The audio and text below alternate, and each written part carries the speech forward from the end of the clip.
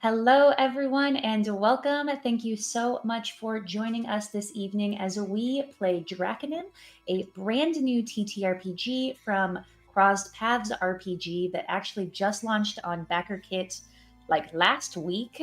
So this is really exciting. We're one of the first folks to play it live on stream.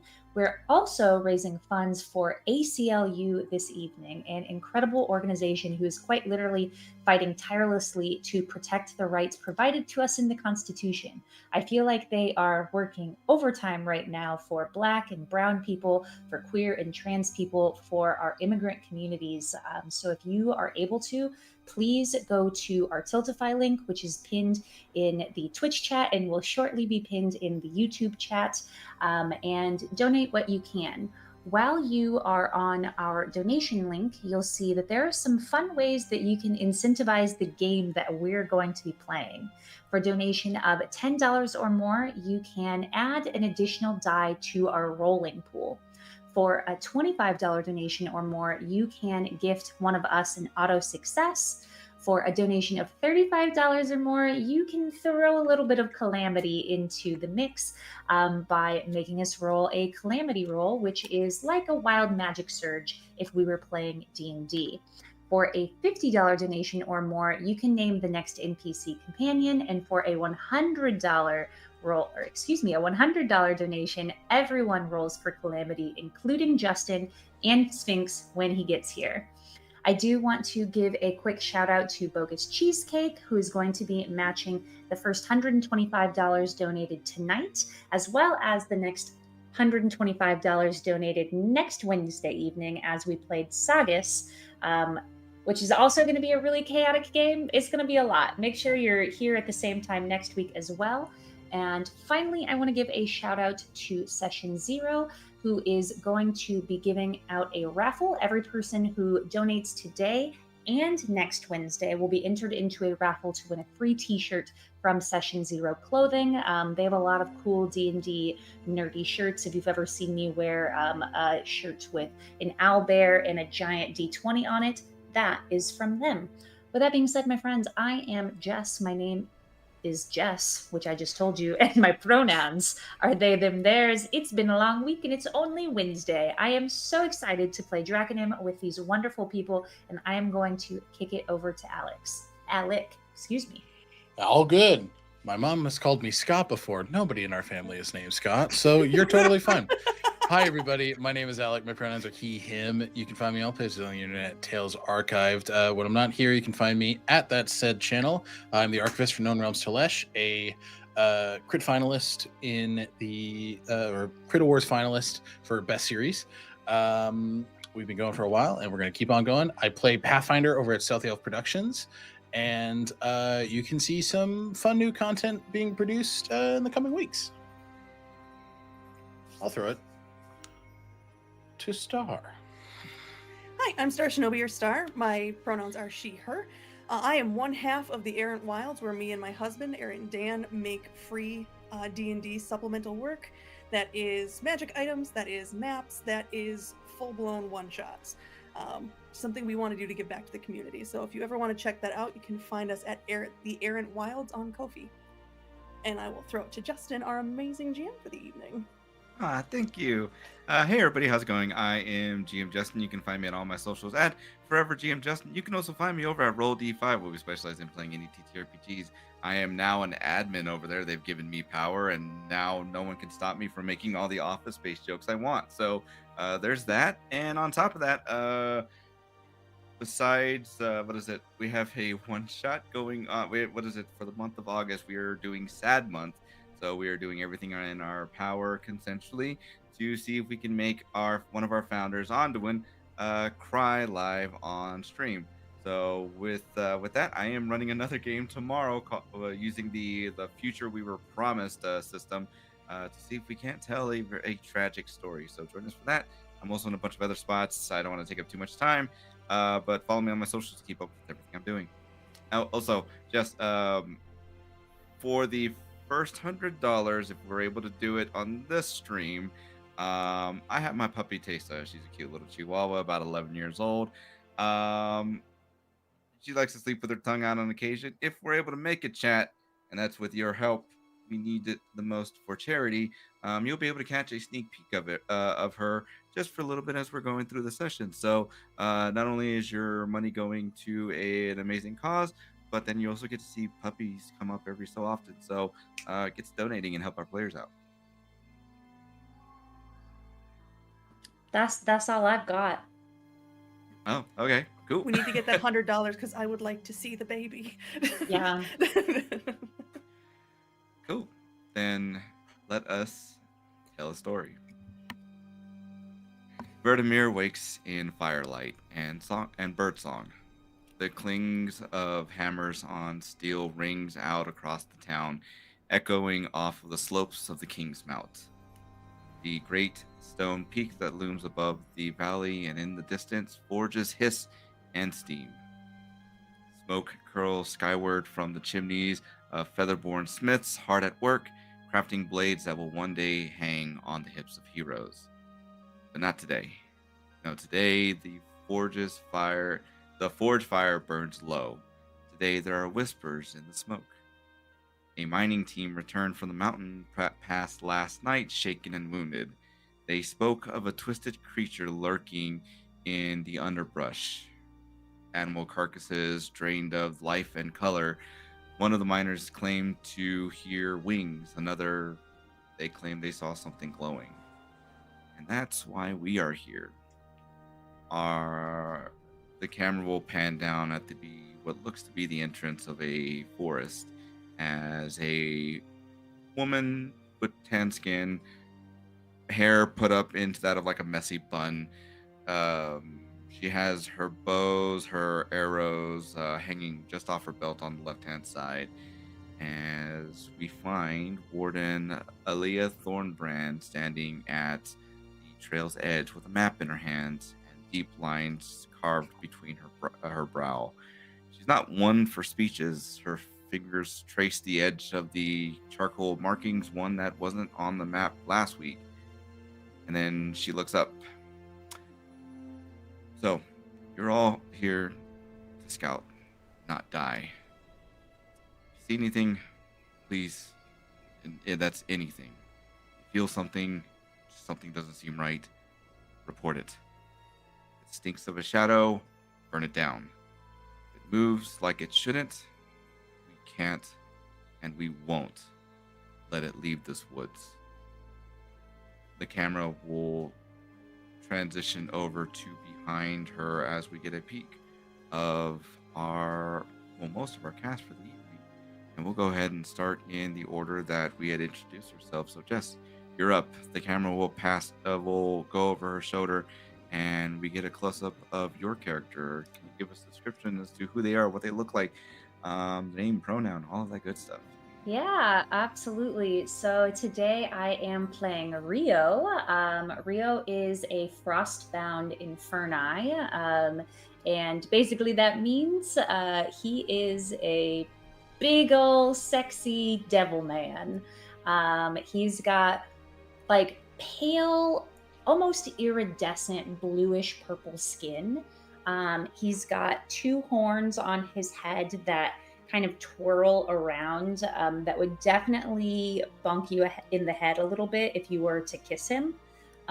He's on the taller side, at about 6 foot, and he definitely has a bit of heft to him. He's got some muscles, but he is a traveler, and so his clothes are a little bit worn.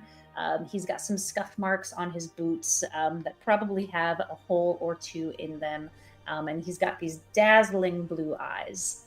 And so, yeah, that's Rio. The camera will move over to, over to you, Alec. If you can, describe your character, who they are, what they look like, name, pronoun, all that good stuff. The camera pans over and it's at quite the reasonable height. It lingers for a moment before it gently tilts about 3.5 feet down, where a burrower, a badger folk man, stands checking all of his supplies very diligently, pack opened wide, each compartment visible to him. You see Dugan, he they pronouns, looks very much like your stereotypical badger, except the black streaks on the face are heavily receding as white is slowly taking over this elderly individual. You can see on his face the sands of time and the stress of combat, but he still stands all the same. He seems determined, vigilant, and armor that is heavily dented and well worn is cleaned to a beautiful shine, as if there's some reverence there. That's Dugan. Fantastic. The camera will move as we get the sight of Dugan, and it goes back up to level where Star. We have as the camera looks over to your character, please introduce us to them. Yes, so I will be playing Kai. Pronouns are she, her. She is a rune bark, which is a spiritual avatar made of wood and amber. So she is this humanoid type creature, but her face is adorned with a permanent mask of a rabbit. She is mostly that light wooden color, but she's also wrapped in birch bark as well for where she would have gauntlets and boots. But she is adorned with just regular plain white and black apparel, as she is also an acolyte of Ivian, the goddess of the underworld, memories, and dreams. Fantastic. You will see as Leo will look at you all, but Rio, you will notice that she will, while she makes eye contact with most, she does not reciprocate that for you, as she says, I know you all have a lot of potential, and I'm very thankful that you all were able to make it and be able to provide us assistance for this. So you'll see as she'll take her hood and then she'll prop it up and begins to turn around and say, eyes up. Remember, if there's anything out here, I want to find it before it finds us. As she begins to walk on out, you'll see very quickly she will blend in and suddenly disappears into the green. The wind shifts, cool and distant, and even a little wrong. What would you guys like to do?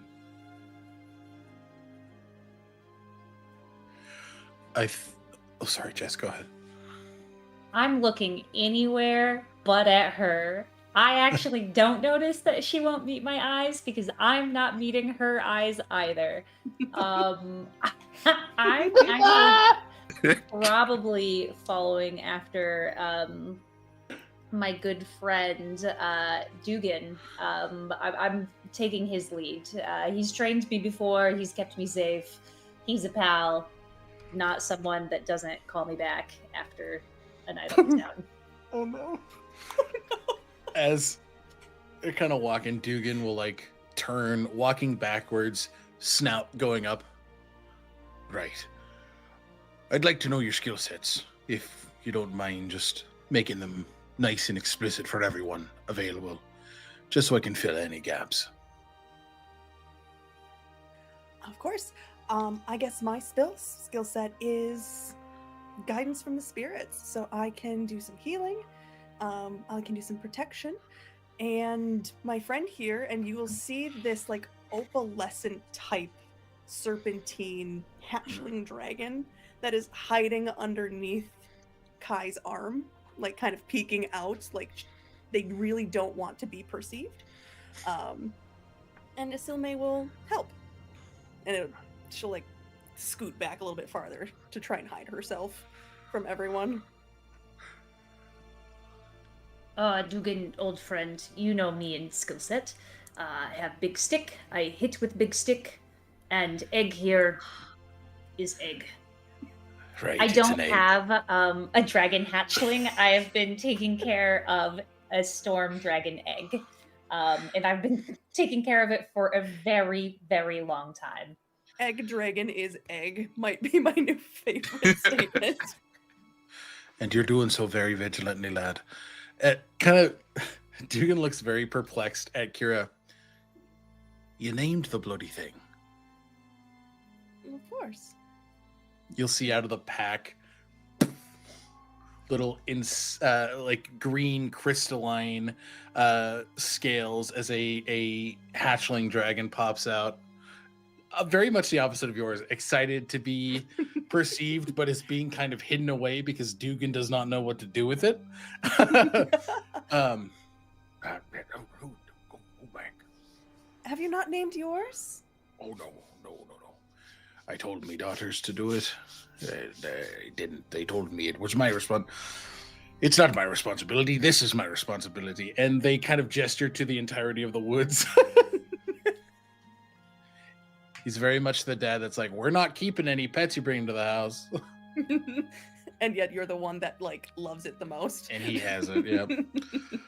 Yeah, that checks out. What about yourself? What are your skill set? Well, tracking, and I'll be your shield. I'll be defending you at any point you may need. No one has ever fallen next to me, and I don't plan to change that now. If I can help it.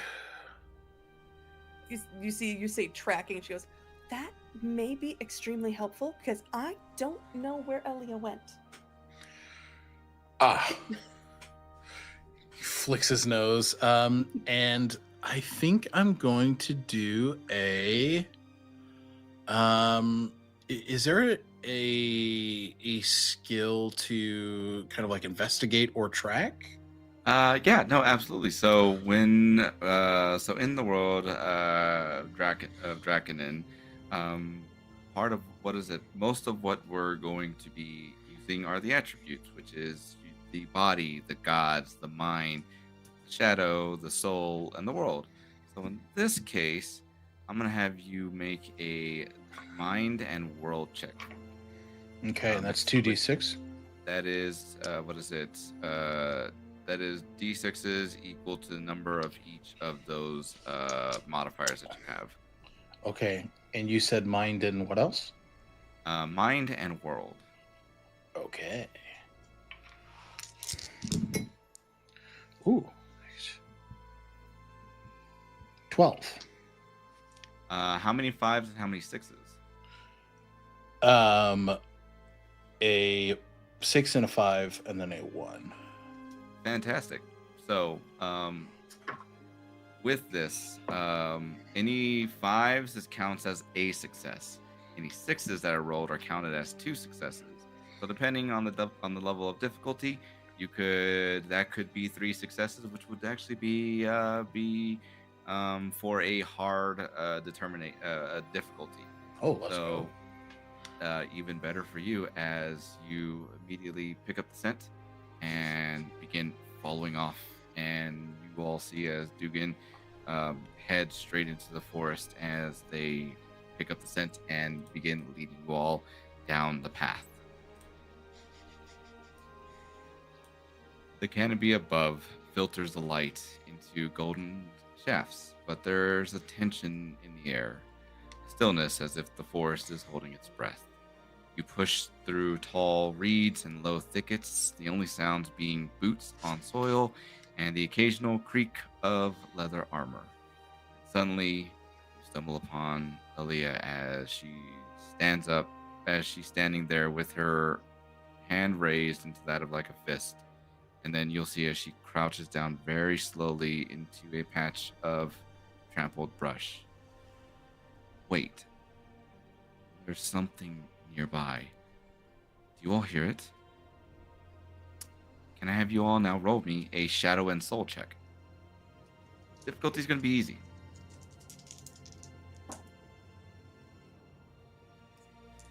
I have 3 successes. Nice. I need another d6. Ah! That's fine. Okay, so I have... Oh my god. I have 4 successes. I rolled Dang. 2 6s. I have 5 successes. Oh, I- okay. Wow. I'm sorry. I'm sorry. I rolled 2 6s, a 5, and a 4. Yeah. Okay. Cool. Dang. From just above the tall reeds, you hear a low rustle. It's followed by a soft, whining chirp. It's not a growl. It's not threatening, but it is one that sounds like it's something that is in pain. What would you guys like to do next? I think Dugan will look at Rio. Permission to climb, lad. And Rio's just gonna squat down. How short is Dugan? He's like, I'm gonna say he's a solid 2.5 feet tall. Okay, I don't even think that I squat. I feel like Rio has some like shin problems where squatting is a little hard for them. Yeah. They like fully get down onto his knees to let Dugan get up on his shoulders. The full like rodent energy comes out. He's just climbing up on the shoulders, like, all right, free to stand, lad. He said, I'm so sorry, I missed it. Free to stand, lad. And Rio does stand. I think he even gives like a little flap of his wings, which I forgot to mention earlier. Yeah. Okay. Kai, what about yourself? Yeah, she's just gonna fall in line between behind these two. Goes, if there's something hurt, we should go look and help it. As Dugan, you go and are launched up into the air. You'll see as like looking over the beautiful forest that the feeling, the weird vibes that are resonating within here doesn't match the beauty that this place is. The greenery, the even like glimpses of like the streams not too far away just don't match what is the feeling of something's wrong. But as you take a look on down, you can see that there is something very akin to your little friend that you have as a gift from your daughters. And you'll see as it slowly kind of peeks its head on up, and it looks as though it is a young wyverling. Wyverling.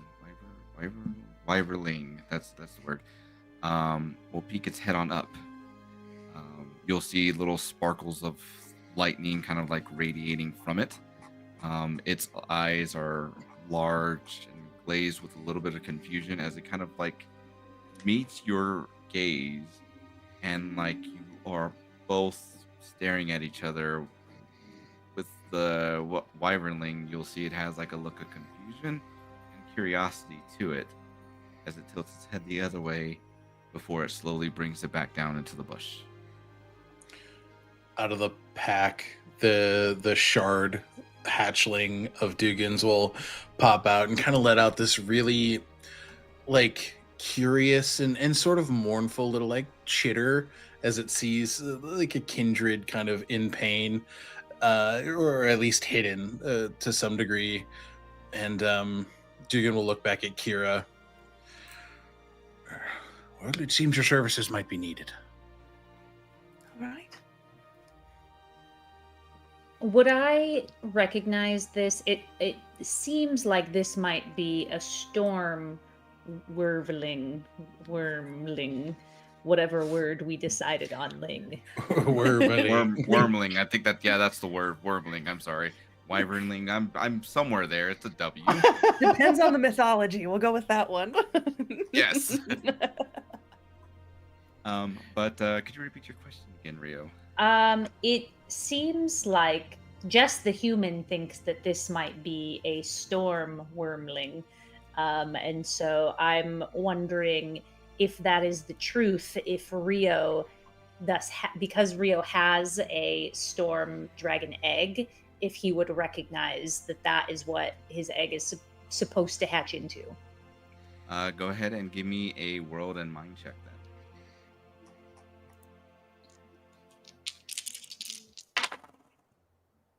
I got 1 success. Okay. Yeah. It's what is it? you can kind of peek, and Dugan, you've gotten that better glimpse, but you can surmise that should theoretically be what your little buddy there in the egg is supposed to look like when they hatch on out. But yeah, I'm going to like frantically like touch my body all over and say, "Egg, egg, no," until I find the egg. And then I'll hold it up to my hand and say, "Oh, I was scared for a second, but that that is what you look like when not in." And he like struggles almost because he's just like so frightened at the thought of losing egg. Oh. That he just like can't form the words correctly. Rio's baby. Real baby.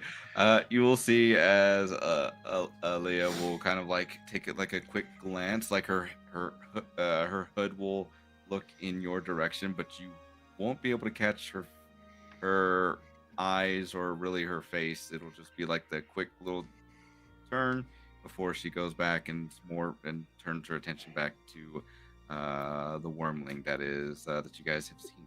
So now knowing that it's there, how would you guys like to proceed? What would you guys like to do with this? So you said it was just in the bushes next to us, right?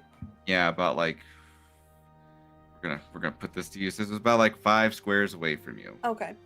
I think Kai is going to essentially coax out her little wormling or her little hatchling and say, "Go coax them out. Let them know it's safe. Go."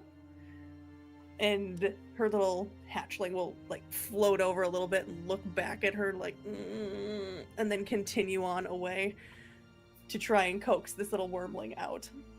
It'll do like the little flying, like give it like little clicks here and there before like you'll see as it kind of like disappears on in, and then a little bit of time will pass before it comes flying back. It has like a little bit of a concerned look on its face, as it's kind of like moving its head over in the direction of the wormling. Can we go over? Is that okay? It'll very quickly shake its head over at you. Okay. So then Kai is going to make her way over and just kind of slowly go into the bushes so she doesn't scare this thing. Okay. As you go ahead and enter on through, Rio and Dugan, you watch as Kai disappears into the bush. You'll watch also as Aaliyah will find one of the trees and she will start to climb up top of it. Once she gets to a good enough position where you can kind of make a little bit of her outline, you can see a little bit of movement, like with those that have trained with her or have done any sort of like combat training with her, you would know that she's the movement of her pulling out her bow just in case. As Kai, you will make your way on through. The bush will part as now you will see that it is, what is it? This wormling is laying there on the floor. It doesn't look like it's in the best conditions at the moment. It looks like it needs help. Okay. Would I be able to assess its condition, like how badly its wounds are? Yeah, you can tell that it's that it looks like it hasn't eaten a little bit. You hear a little grumble from its tummy, and at the same time, your little hatchling also has like a little grumble on their tummy too. So you can kind of associate the two noises. And then looks like it has like a couple scratches and along parts of its legs. Okay. Do the scratches like look detrimental or surface level? They look surface level. They don't look terribly bad, but they look bad enough that it's may have been why it's still here right now. Okay. Then I think it's a one shot. We're just gonna do some fun stuff. So, as a rune bark, I have certain abilities that have to do with life and death. So I'm going to channel my cycle's end. So she's going to allow the amber in her body to start to glow as she channels the spiritual energy that she has. And I'm going to heal the creature within 5 squares, 1 wound and 1 status effect. You will see as you do this, the scratches and bruises that it had gained will magically begin to heal, as only remnants of the dried blood that were there are all that remain. As you will see it kind of try and stand up before it just kind of collapses on down a little bit, and then you'll hear the grumbling from their tummy again sound off. Yeah. I assume I have rations of some kind that I feed my little dragon. So I will pull out some of that and offer it to it while kind of giving it the gesture of like, can I pick you up? It it looks at you, and it just kind of, its body kind of curls a little bit, but its head kind of like, if you're holding the food, will kind of sniff at it and then kind of look back up at you and then back at the food. And it's kind of like looking at you to see what it can do. Okay, I think then what Kai will do is she'll essentially put it down within its nose's reach and back up a little bit and call back to the other two. I think it's okay.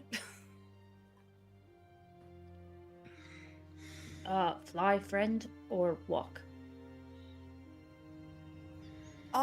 It's not really wanting to move at all right now. I think it doesn't have wings? I assume it has wings. Yeah, it don't have wings. Yeah. And I think I quiet down so only like Dugan can hear me, but I say I meant us, not.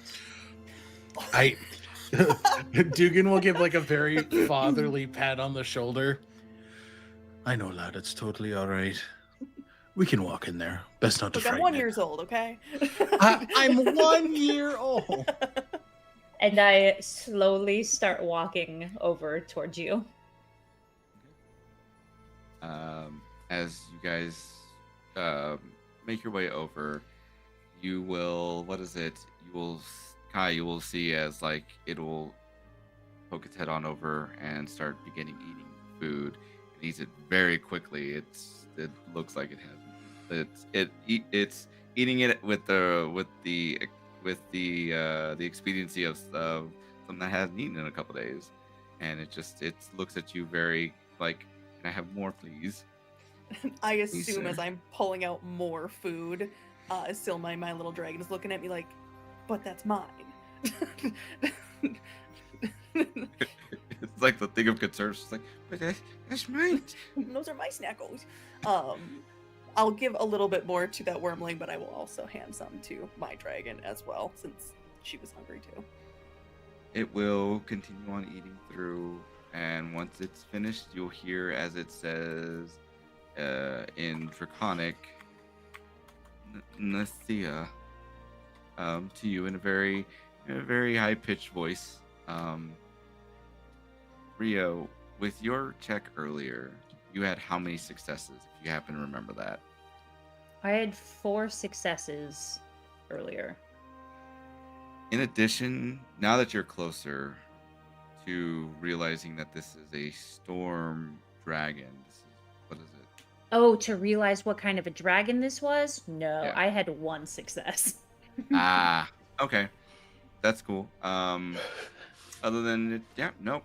Well, I will say, in addition to realizing like this is a storm dragon, you realize that this thing is not that old. This wormling is only hatched like maybe 2 or 3 days ago, which in this world, for it to be out this far away in the middle of nowhere is odd. Where is your mother? You should not be alone.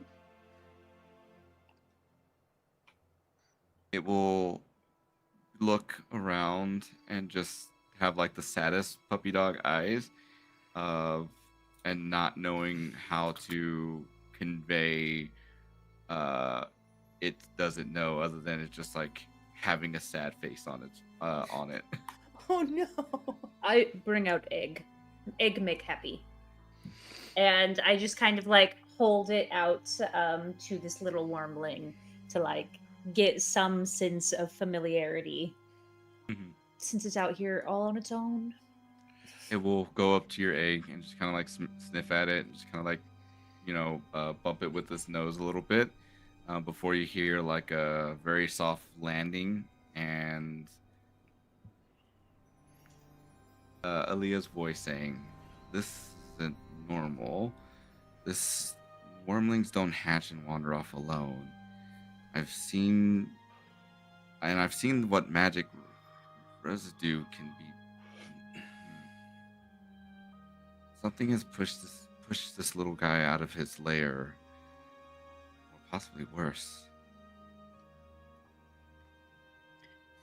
I puff up my chest a little bit, and not looking at her, but looking at our new little friend, I say, "We will find what happened. We will give you new family." Are we kind of clocking this dynamic with Rio and Elia right now? I leave that up to you guys. And how do you interpret what is going on between the two? Dugan's too old to care.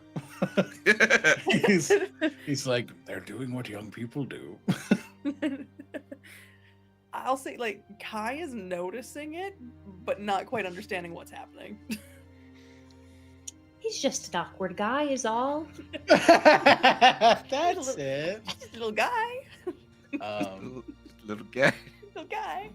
In seeing Kai and her dragon hatchling approach, and in seeing Rio's chest puff out and this strong declaration made, the two of you see as Dugan's pack opens of its own volition, and you see this spry shard dragon crawl out, much like Dugan crawled up Rio's back. This shard hatchling is crawling down and kind of circles next to Egg, and this wounded hatchling in a very protective demeanor, kind of taking on the core traits of shard dragons, these bastions of defense and care. And it looks directly to Dugan and just like keeps a very intentional lock of the eye. And then there's this deep exhale. I've got room in my pack.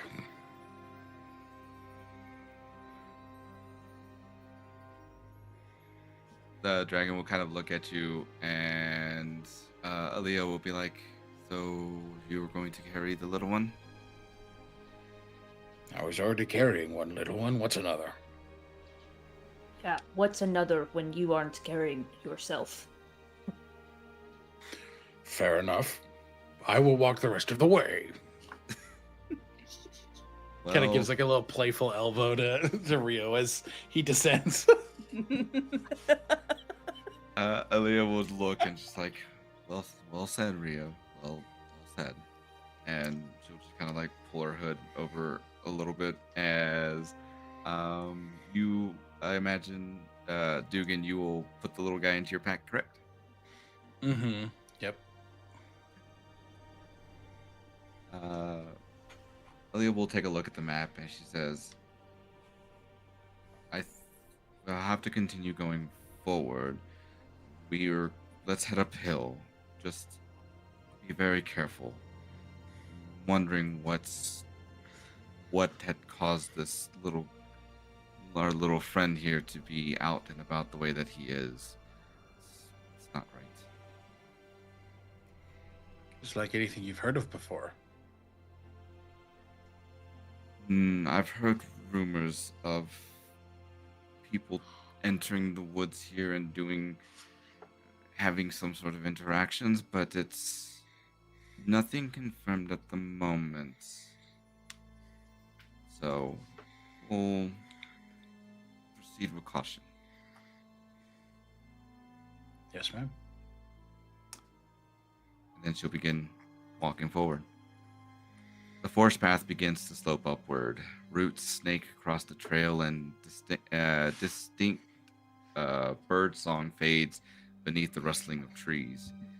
Alia motions for quiet, and then you'll watch as she will slowly, what is it? She'll slowly draw her blade halfway from its sheath. Hold up. Listen. You hear that?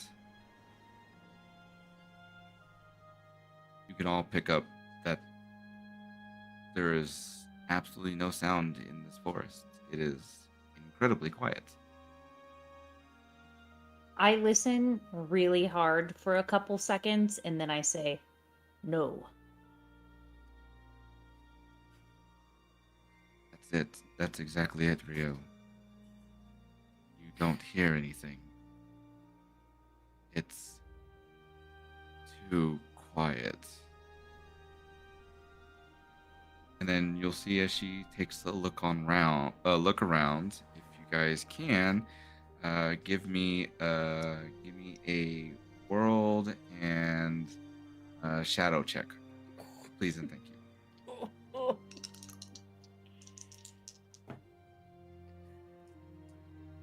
One success. Okay. No success. 0 successes.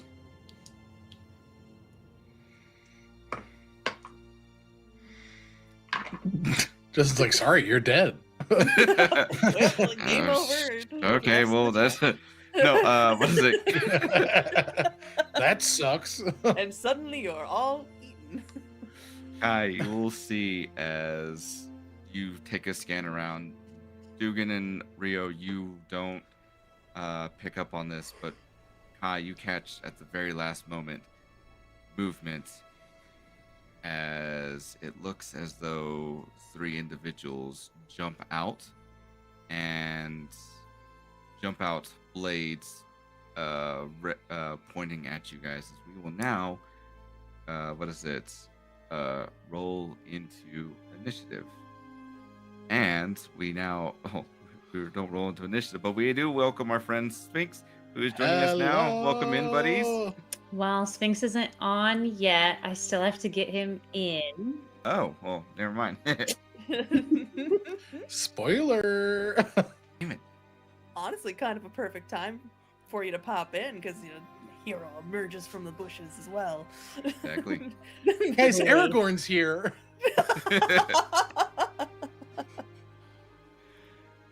Hair gleaming in the sun. Yeah.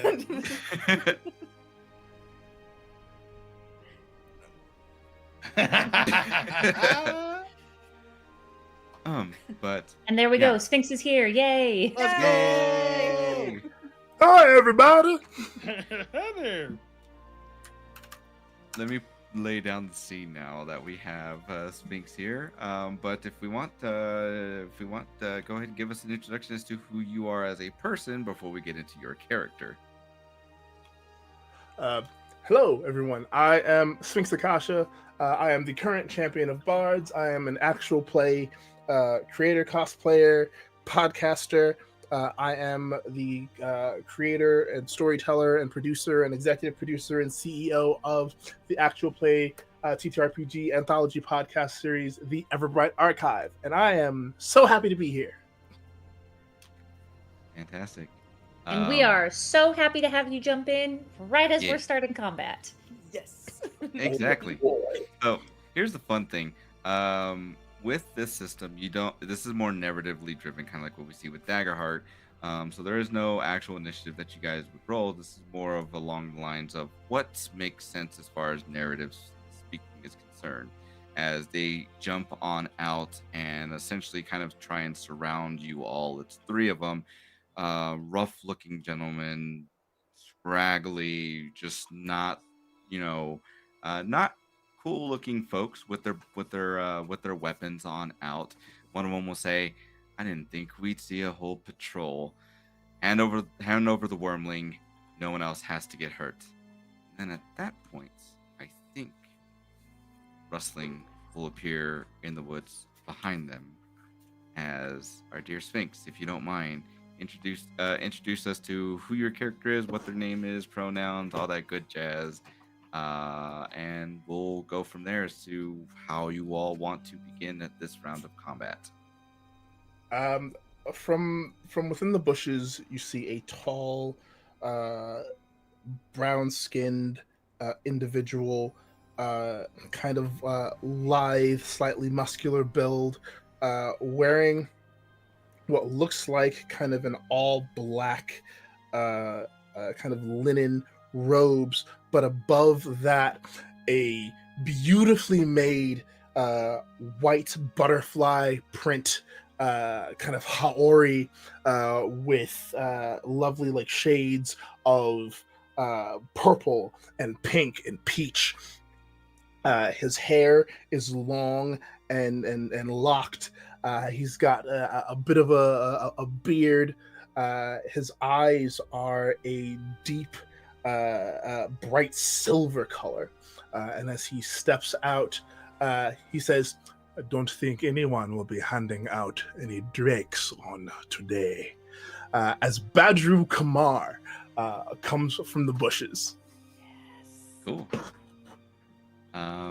Yeah, one of them will take a look at you, and then you'll see as like the three of them kind of like ask, like take a brief moment to assess the situation at hand. Dugan, you will see as Aaliyah will come by and quickly grab your new little wormling buddy. As we will now, I'll ask you guys how, now that you guys have them outnumbered 4-3. I can't math. I've already said that to my players before. But as you guys do have them slightly outnumbered, who would want to do the attack first? Who's feeling froggy enough to go and do an attack? I think I would look at Dugan and say, "I've got your back."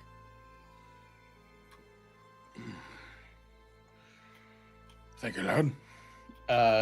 Dugan's full 2.5 foot tall self will kind of scuttle over. Who's the closest dude to me? There's a human male that is pale skin, bald head, with a bandana across his face, as he's holding his scimitar out in your direction. I'm gonna use the speak action initially and just kind of look this person up and down. I've seen stronger children than you in my time. You have the opportunity to leave, and if you don't take it, you will be beaten by an old man and his friends. That person right there, will point to Rio, will crack you like you would never believe. And you just, as the camera pans over to Rio, you just see a little smile turn into a big grin as Dugan calls him Rio, his friend. I don't think he's ever called him friend before like that to other people.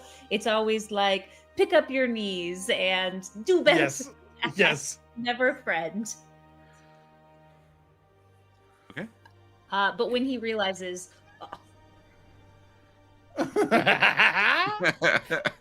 We have to protect Rio with our lives. Indeed, yes. And then, yeah, I think I'll see if any diffusing can be done, and if not, then I'll hit. Okay, cool. Then with that, give me a gods and no, not gods. Sorry, give me a mind and I think a mind and soul check. Okay. For this. Ooh. Okay. 3 successes. They look very steadfast on trying to get this wormling by any means necessary, despite the very convincing argument that you've made. You see a little bit of a twitch in one of their hands, but otherwise they still remain. I want to try and help something because I can do something after the fact. Ooh. I don't know if it's going to help you or not, but we'll find out. I have devotion dice, so I'm going to use one of my devotion dice on Dugan to give him bless 2. So if you Okay. have 4s, if you have 1 or 2 4s, they will both count as success as well. Yeah. So then that jumps it to 4 successes. I don't know if that's going to help, but I can try. You know what? With that one, the one that had the little twitch in his hands will slowly start to kind of like back away. It's like, we're a little outnumbered here. I don't think, as he begins to back on up, and I would say at this point he probably is in close proximity to you, Badru, as he's inching slowly away, away from like the main group. And as he like inches towards me, kind of like looking like I'm assuming he's looking as if he wants to flee. Badru would just kind of lean over. I think what you are doing now is a good and wise plan. You will want to leave as soon as possible. And he just kind of reaches into his haori and pulls out, as if from nowhere, a staff. Incredible. Wild. Okay. Cool. Is there anything else you'd like to do? Is there anyone else looking like fairly like they want to, like they're not taking the hint and leaving the way the sky is? So out of the 3 of them, the middle one that has been inching closer to you now is like see as you pull this staff out of nowhere. The other 2 look very much like they're down to clown. They're here for a fight. He's the only one that's just like, I'm wanting to get out of here. This is not good for us. I would love to take the one that's closest to which, and I apologize, I've come in late. Which one of you are I assume one of us is a fighter. I know it's not me. 2 of us. I pointed at the screen like you would know who I'm pointing at. You're not wrong though. Both, Right there. both Jess and I are fighters. Okay, then I will. I guess it doesn't matter. I will just kind of like eeny, meeny, miny, mo. The one directly, not the one that's trying to leave, that's nearest to me, but the one that's kind of like in between him and anyone really. I'm going to stamp my staff down, and I'm going to cast Bind on him. Ew. Okay. Okay, cool. Bind. If you don't mind, please, could you read that off? Mana cost 2 MP, action cost 1 AP, control force, close up to 5 squares. You conjure tendrils of force to restrain your target. On a success, target is rooted 1. On 3+ successes, target is also slowed 1. Let's go. Fantastic. Go ahead and roll for me to see how many successes you get. So that I'm assuming that's mind plus I guess my bonus from my staff. Yes. 4. All right. And what's the measure of success here? It sounded like to me that what is it? If it sounded to me that your bind was, what is it? Set up real quick. For the sake of it, oh, there it is. What's the die number that I should be trying to hit? I guess is the question. So it'd be 5s or 6s. Okay, 2 successes. Okay, cool. So 2 5s. Yeah. Okay, cool. And the reason I have to make that specificity is because a 5 counts as 1 success, a 6 counts as 2 successes. So Okay, yeah, it's 2 5s. Okay, cool. Then yeah, no, your target, like you had mentioned, is rooted as like these tendrils pop up out from beneath as they start to wrap around the legs of one of the bandits as they still take hold, but realizing, holy shit, something's about to happen. So yeah. So I just look at the 2 5s and just kind of give them a sweeping bows as if to say, "You're up." So seeing that we're going into probably having to fight these people, knowing myself, not the one that's going to be striking, Kai is going to kind of do the Hella thing where she puts her arm across and then just throws it out, and her staff shoots out of her own arm. So it is a similar wooden staff to her skin. Mhm. And the amber in her body is going to glow this like grayish color, and she's going to cast guidance on Rio. So you get to add an additional d6 to your next check. And Rio, I think this is your department. Yeah, it is. It absolutely is.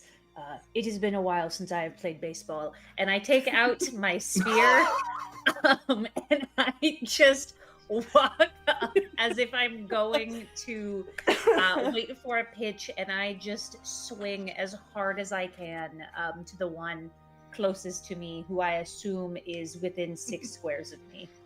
Yes. Fabulous. So I'm gonna do body plus my 1 that I just got plus my 2 from my sphere. Incredible. If I fuck this up, I'll be really unhappy. Okay, well, 1 did fall on the floor. Oh no. Not the floor. I'm just imagining the visual of being intimidated by a badger, then having this angel-like creature bind you to the ground, having this tree woman start glowing a gray color, and then this tiefling thing as their demon person's just walking up like, all right, I guess it's just baseball So time. about to Tee it swing up. off." I'm about to swing for the fences, boys. Swing better. I got 3 successes. 3 successes. Fantastic. Describe to us how you do the hits. Oh, yeah. Well, because I'm assuming that 1 hit is 2 action points. Is that correct? 1 hit should be 1 action point unless it specifies otherwise that it's like 1. Oh, Unless it specifies like it's more like if it's there's one where you can attack heavy, and that one requires a bless, then that requires 2 or 3 at the so it says action attack is 2. Oh yeah, you're right. There's Okay. a quick attack, a regular attack, and a heavy attack, and that's 1, 2, You're right. 3. Yep. Okay. Well, what I would like to do, I think, is I'm going to swing. I'm going to hit, I think, right in the clavicle. I'm going to wind up. I'm going to swing again right in the clavicle. And I feel like absolutely. Why would you change spots when you have a direct hit? True. And then I think, because I talked about my horns and how they spiral, I have a feeling that the guy is a little swayy. I'm going to back up again as if I'm going to swing, and instead of swinging, I'm going to like charge with my horns Okay. to stab him in, you guessed it, the clavicle. Stab him, correct? Uh-huh. Is this what I heard? Yes. Fantastic. And That would be my light attack. So 2-2-1. Okay. Cool. So, with your minor attack, with your wait, you said with your minor attack, because it was like the regular attack, which is 2 action points, major attack, which is your 3 points, and then your minor, which is the 1. So if you're doing minor, then that's where we get into a little bit of a thing with the banes and blessings. So, at the here it is, because what is it? So with your banes, if you're doing something with bane, that means that you ignore the 5s that are rolled. Well, then I rolled a 2 for that one. Okay. But that was my 3rd and final attack after I beat the shit out of his chest. That's okay. You'll see as like you do it, you hear the clanking of his armor just kind of explode as like your stab goes right on through, and it just kind of like crumbles on down. Part of it will pull out as you pull off his body and onto your horns. As you can see, like blood is starting to come down. He's wobbly. He doesn't look like he's in the best condition at the moment. So, In a non-threatening way, I take my stick afterwards and I point it to Warden and I say, "We will keep you safe. No worry." you will see she has a very stoic face with the slightest bit of blush underneath her eyes. Ooh, did I miss something while I was away? Maybe. But yeah, it sounds like everybody did. Everybody went and did something throughout this round. So you will all gain back 4 action points. At the beginning of this, Sphinx, you'll add an additional one to your action points. Those are what you'll use to spend to be able to do the action. Because of character warm-up questions, I awarded everybody an additional action point. So that way they have something to do. But for further rounds, it'll just be 4. But with one of them, they will come and they will try and do a stabby stab, at which point they'll do a stabby stab at you, Dugan, as they will go and try and do the thing. Can you, kind friend, roll me a... melee. We're doing this. It's... You're going to go ahead and roll for me a... this is going to be your defense check. So it should be your... What is it? It should be your body plus armor together. That will be your that'll be everything that we're... That's a lot of dice. I'm okay with that.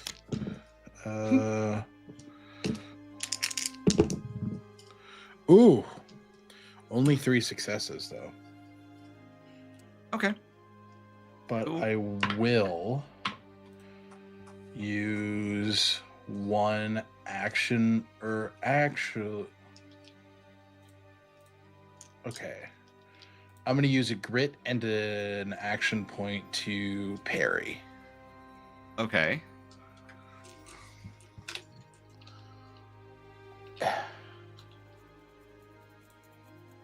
Okay. And that reduces this by 1d6 damage. Okay, cool. Go ahead and roll that 1d6 then. 4. Okay, cool. So altogether, that's about 7. So it'll do the stab. As it tries to, you manage to parry and do all of the stuff to get it away from you, but it still manages to get a cut in through, as you will take 3 point. What is it? Not 3, but 2 points of damage. Yeah, you will take 3 points of DiMaggio. Okay. With that, the one that started backing away slowly will say, I'm new. And he'll look to you, Badru, and it's like, I'm new. I'm just trying. This is as he's slowly Just get out of here. And then you'll see as he like tosses his sword and begin running. And He's like, yep, there you go. See you never. Goodbye. Rethink your life choices. you'll watch as he goes off before you hear and then a thud as he seems to fall. The other guy is a little wonky at the moment as he's trying to get himself composed. If I may, Calamity? just, Badger giggles. I think that it's time for a calamity roll. And so there are 5 of us on screen, and so I think that someone should roll a d10, and that Justin is 1 through 2, Sphinx is 3 through 4, I'm 5, 6, Star is 7, 8, and Alec is 9, 10. Who wants to roll? I'll Dude, do it. Do it, We- Justin. Sphinx, Dude. go We for it. also Ooh. have raised $110. Let's go. So Shut it's up. No, we Go. didn't. big tasty time. Tasty, big Tasty. tasty. I got the big tasties right here, ladies and gentlemen. You get a little bit of a piece of fish, little tongue out and everything. Hello. So cute. Ugh. We like My it. favorite thing is the locked position of comfy. Like It's Big Tasty ain't moving. Yeah. And then as soon as I put her back down, she will just be like, bleh. As I, put I the love blanket her. back on. I love her with everything I have. Such a sweet baby. So I guess when we reach $200 in fundraising, Big Tasty can make a second appearance. I wish I had like a little Hell yeah. hat to like put on her for the second time. I But Spinks, if you want, go ahead and roll for us. What is it? You said the D10, yeah, Jess? D10, yeah. D10. All right, let's do it. Let's pull out the. And for those of you at home, a calamity roll is basically the same as a wild magic surge if we were playing D&D. I've made this table specifically for my TTRPG charity streams. It's really chaotic, very goofy. God help the person who has to do this. It rolled 8. All right, so 1, 2, 3, 4, 5, 6, 7, 8 star. If you could roll a D100, Oh no! that would be It fabulous. wouldn't be so bad, but I donated this. I messaged her and I said, I "Who do did you it." want this to go to? Do you want to pick someone or leave it to fate?" And she said, "Leave it to fate." Oh no! Oh, So you no. said D100? You said D100. that's a 74. Fate's Okay. a silly goose, isn't it? Character gains telepathy with the character of their choice that they can see for the next Oh, whoa. So she's gonna have telepathy with Rio. Yeah. Yeah. I've got to ask, do you say anything to him when you figure out that you have this? I assume there's some sort of like magical inclination and being an individual who communicates with the gods. Gonna go, Rio, what's going on with you and Elia? Just straight, no social awareness whatsoever. So he's like backing away from just beating the heck out of this guy, and he just freezes. And he says, "Who there? Who there? Kai? Kai? Why are you in my head? I don't know. You asked a question. I don't know what question you asked because that was scary." What's up with you and Elia? Shoot your shot, man. Shoot your shot. The shot has been shot. Many And moon ago. Then reload. No. The shoots that I shot, when I miss them, I do not shoot again. Oh, so The you ball give is in up. her court. Oh. She did not call me back. As the kids say, she ghosted me. Oh Okay. no! Poor Okay. guy. Wild. As Ugh. you and the rest of you just see Kai like squinting towards Rio and then Who's like looking- literally like frozen. in- and then instantly switching her gaze over to Elia and it looking a little bit more angry than it was before. You talk both, later. what is it?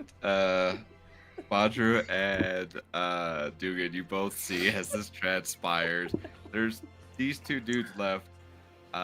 Dugan, you just got stabbed at, and Badru, you saw as the other one there is the one took off and fell, and then the other one is like not looking the best at the moment. So as these two are having their conversation mid fight, what would y'all be I doing? have 3 minutes. Can I try and cut off the one that's trying to make their way toward our companion?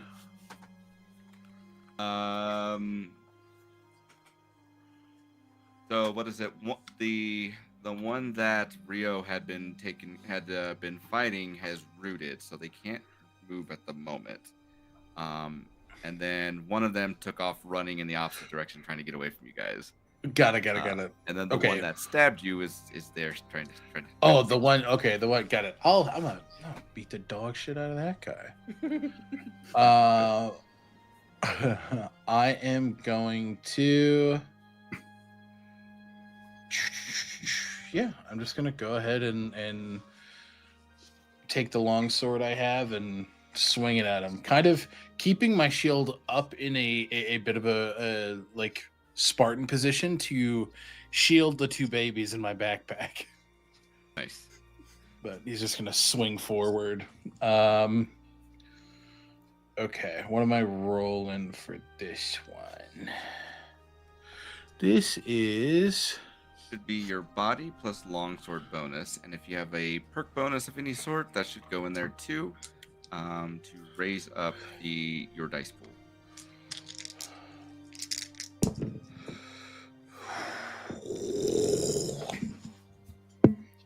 one moment.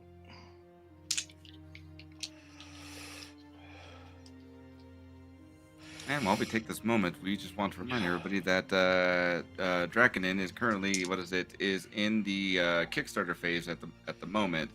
Or about to start their Kickstarter. It's on backer kit right It's now. on backer kit right now. So Let me see if I can go and find that URL. I got Also, 3. it's already fully funded. So if you Let's go back go. now, they were funded in like 14 hours. Love to see. Nice. So we are in Wow. the end of the stretch goals, already 6 in. So there's a ton of stuff that you can get from this Kickstarter already. let's go. And what is it? With this, with 3 successes, this is actually It's an crit. 8 total. Yeah, with the Yeah. +2 to my longsword. Yeah, so this is what would be considered a crit. So what is it? You are going to go ahead and it should be 4, 6, 8. How do you want to do this? I think it's so quick and efficient. There is 1, 2, 3 like piercing strikes that hit like vital spots, and then one kind of flourish that just completely knocks this person back as they fall to the ground.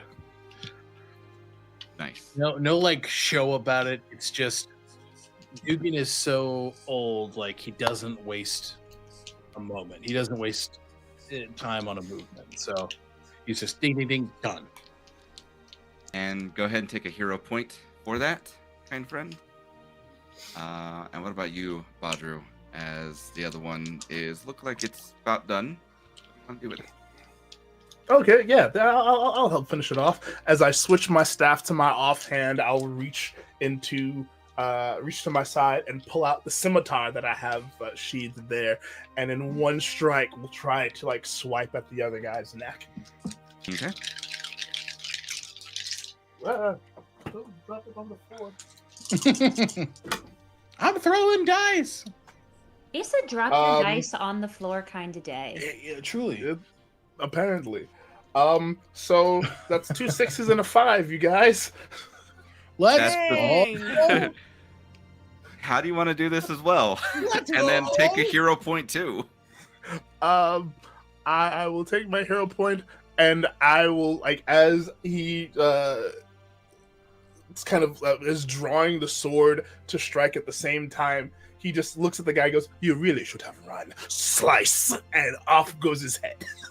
Yeah. Rolls as it like lands over and just kind of with like the slack jawedness as we now exit out of combat. What is it? You guys can hear stumbling over there at like where the other guy had fallen and is just still, he has not gotten up, but you can hear him scuffling on the grass or the brush that he's in. Keep running! Get up and keep running! I listen, I am not going to hurt you, but I cannot make any claims with the others. Oh, if you come back, I'll make sure to hurt you. In Kai's mind, she hears, "I will hurt them. I will hurt them more." I will hurt them more. Don't forget to rethink your life choices. Reassess yourself. Look inward. You're better than this. As we do finish combat, though, because Dugan and Rio, you guys have been part of like actual battles in the past, correct? I probably assume that Badru has as well. You'll notice that Kai will stop and do a quick like death ritual for each of these individuals that fell. Not a big thing, but just a quick one that you would usually see on the battlefield. What does that look like? Well, because of her being a rune bark, I think it would be this moment of seeing her just kneel down next to them, take out like a white strip of cloth, close their eyes, put it over their eyes, and touch their heart. And because she's a rune bark, you'll see this like pulsation of spiritual energy go through the amber in her body. Because her purpose is to help people cross over. Fantastic. Nice. As this That is transpires- awfully kind of you to do that. Death He's comes for wiping us off all. his sword with a cloth. That it does. Sheets it. as She's gonna quick walk by Elia though and go, "Didn't Rio do so good?" And just keep walking. Love me a matchmaker. it's like the camera will pan like right in front of you, Kai, as you walk by, and it's just like Elia is just like moving her hood just slightly more over. It's just like a little bit more of a blush that appears on her face as she's just like, this wasn't a random ambush. It seems as though they had known we had him. Somebody's looking for this little guy, and they're looking for him badly. If you guys, if you all can, search the bodies to see what you can find. I'll keep overwatch in case there might be others. Sure, certainly. As you guys go on, and who's checking out the bodies? Who's doing what at this time? What y'all be doing? I'll check out a body. I Okay. can do the other. I think investigator will help here. Who's hanging out with our young hatchling friend? Isn't he in I think he's Dugan's in the backpack? bag, but feel free to take him. Oh yeah, I'm definitely going to take him. Hell yeah. Okay. As you take them on over there, you will. What is it? The rest of you will search bodies, check things around.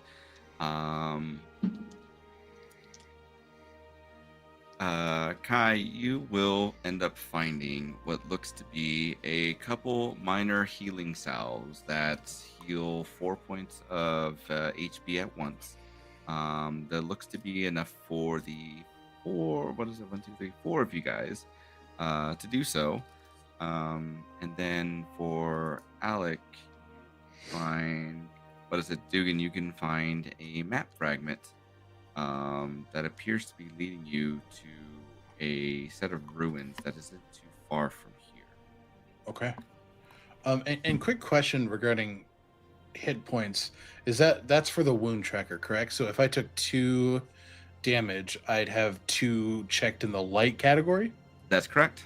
Okay, cool. Just wanted to make sure I had that right. Yeah, for sure. Dugan will turn and they'll kind of hold the map fragment up. Looks like we have an idea of where we're headed next. Maybe there's a base of operations in there. I think Kai will pass out those salves to everybody too. I think thank you you would very much. see the other side with the little wormling and Rio. Rio's probably like petting its head, saying, "Everything is okay, Big Egg. We will protect you. Everything is fine." Big egg. Big egg. Dugan will kind of come up and pat Rio on the shoulder. You did some incredible work there, lad. I was a fine fighter. Like you taught me everything I know. There are some things that you can't teach, and that passion you got inside you can't teach there, lad. You called me your friend earlier. Made me very happy. I've not known many friends in my life, but I can say it is a privilege to have you as one. I feel like a little kid in this moment. And I think just Rio sits down, crisscross applesauce. And so we're like eye to eye right now. And he says, I would like to hug you right now. Oh. Go on. As Opens the, up and comes in for a hug. as the hug takes place, we'll see as Leah will walk over to Badru and we'll go and shake her hand. Like, I was not sure that you were going to be able to make it for our little expedition today. Yes, I apologize for my lateness. This little one, and he kind of lifts the his Haori, and a little like silver and purple with star designs kind of all across its scales. Little hatchling dragon will poke its head out and kind of chirrup. This little one really needed to use the bathroom. It was. You cannot keep a hatchling from a potty break, apparently. I can imagine so. If you haven't seen, then she'll point over to where Rio's at. We've happened to have found a young dragon of our own here, but this one is different. This one's only a couple days old and shouldn't be out. This wormling shouldn't be out wandering about unless what I'm suspecting somebody has pushed it or has been chasing. Well, the confirmation is it's being chased, but for what and by whom, still yet to be discovered. So we are. And he leans against his staff. Would you mind terribly if I took a look? By all means, take a look, see what you would think. And I would like to use my keen observer investigator perk Okay. to use mine to analyze kind of the scene, both the young hatchling and kind of the scene around them. Then go ahead with that. Roll a we'll do a soul and a mind check. Okay. Unless you had something else in mind, then No. That's great. I'm here for that. That's 2 6s. Okay, so that's 4 successes. Yeah. You will be able to see that this wormling that is sitting with Rio, and just kind of being in the moment, it looks, as the audience can see from your point of view, it looks like it's happy. It looks like it's better than what it was when we first found him. But you can see that his aura is fractured. It looks as though it has been near something that had corrupted it, or something, some sort of magic had caused its aura to fracture in the way that you are able to ascertain. What that is, not entirely sure of the specifics, but you can at least ascertain that possibly something to do with voidcraft maybe at play. Oh, Elia, my friend, I think we are dealing with something that can command the void. This little one's aura is broken, fractured a bit. I do not like it, the look of it. Me either.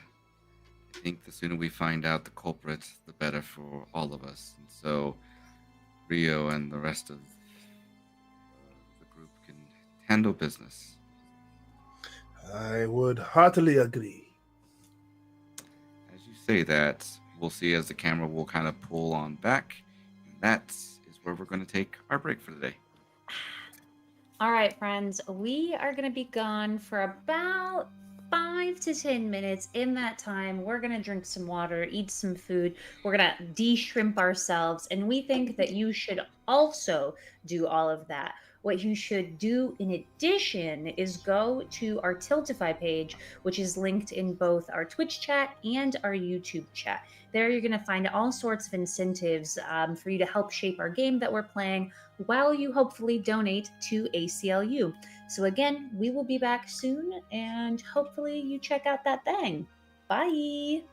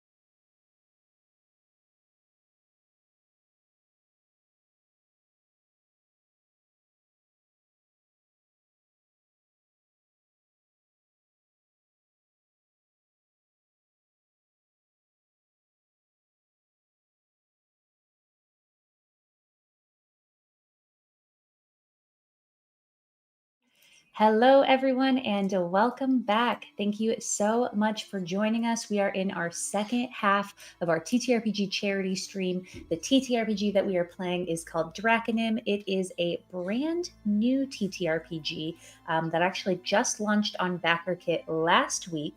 It's fully funded, and y'all, it's very, very fun. We have had such a great time playing so far. Tonight, we are raising funds for ACLU, which is an incredible organization who is just fighting tirelessly to protect the rights that are provided to us in the Constitution. So they're helping out brown and black folks, they're helping out queer and trans folks, they're helping out our immigrant communities. Honestly, the folks that need help in the United States are the ones that they are helping right now, whose just constitutional rights are just being ripped away at the whims of silly, terrible people. So whether you are in our Twitch chat or our YouTube chat, we have a Tiltify link where every dollar donated goes straight to ACLU. While you're there, you'll see that there are some fun ways that you can incentivize the game that we are playing. So for $10, you can add an additional die to someone's rolling pool. For $25 or more, you can give someone an auto success. For $35 or more, you can donate a calamity roll. We've already seen one. It gave Kai, aka Star's player or Star's character, a fun little telepathic connection with my character Rio. That was great. For $50 or more, you can name the next NPC companion, and for $100 or more, you can make all 5 of us roll. I don't know how to do the quick math, but that 35 times 5 is not $100. You are getting that for a steal. $165, yeah. Wowee. It's a steal, all I'm saying. If we raise $5 more, we will unlock our matching gift of $125 from Bogus Cheesecake, which is really exciting. When that happens, Justin is going to bring his dog, Big Tasty, out on screen, and I hear she has a really cute hat that she's going to be wearing. So we definitely want to see that happen. And finally, everyone who donates tonight, as well as our next charity stream that's going to be on Wednesday, August 20th, is going to get entered into a drawing to win a free t-shirt from Session Zero Clothing. They have a lot of cool D&D and nerdy TTRPG styled t-shirts. Whew, with all of that being said, I'm going to hand things back over to Justin so he can give us a recap and so we can get this show back on the road. For sure. Here is your quick recap from the last hour and a half. So, our adventurers met up with some of us having more significant connections with the warden known as Aaliyah Thorne. As Aaliyah has taken this group of friends down into the forest because of things that have been going on, and we are doing an investigation to see what those are. During the investigation, we have stumbled upon a little storm dragon wormling that should not be away from its home. And the fact that it is found where it was a little hurt and a little in need of some tender loving care, some food, our adventurers were able to bring it back up to good health, and then they continued on their journey before being ambushed by these three unkind gentlemen looking to try and get their hands on our little storm dragon wormling. Then by sheer amazingness, our other companion Badru came out and was able to make a very convincing argument to cause one of them to jet off and get out of here, while everybody else managed to take out the rest of the two bandits that were trying to get our little storm dragon wormling buddies. After the fight, I hope he lives a good life. I hope he learned from his decisions too. Yes. We found some minor healing salves, enough for the entire party, as well as a map fragment leading us down to a set of ruins not too far away from here. Badru and Aaliyah had a conversation about the little wormling friend, where we found out that its aura had been fractured by something of potentially remnant of voidcrafts. What that means, we'll find out here shortly as we get back to Dragon, but no, not that. Flashback to childhood. But yeah, we will see as the as our party is heading down this path. The trail narrows into a ridge path carved by time and wind. Mist rolls in through the tree canopy as you push aside brambles and crest a mossy incline. Ahead, nestled in a hollow of a dark stone and root-choked earth, lies a broken stone circle. Once pristine, the ancient ruin now lays cracked and overgrown. Its engraved runes flicker with a dim magical residue. At its center, a collapsed seal radiates a faint violet glow, like something broken through from beneath. The wormling, whoever has it, shudders. You feel as its claws kind of dig in a little bit. The sense of fear resonates from this little guy. Aaliyah steps forward, scanning the symbols with a frowned brow. This isn't natural. This isn't meant to contain something. Oh, this was meant to contain something, but not anymore. As you all stand here and take a look, what would you guys like to do?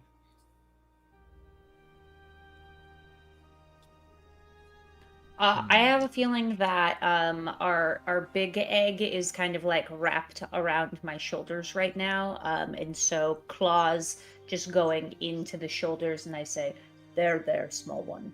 It's okay. We protect."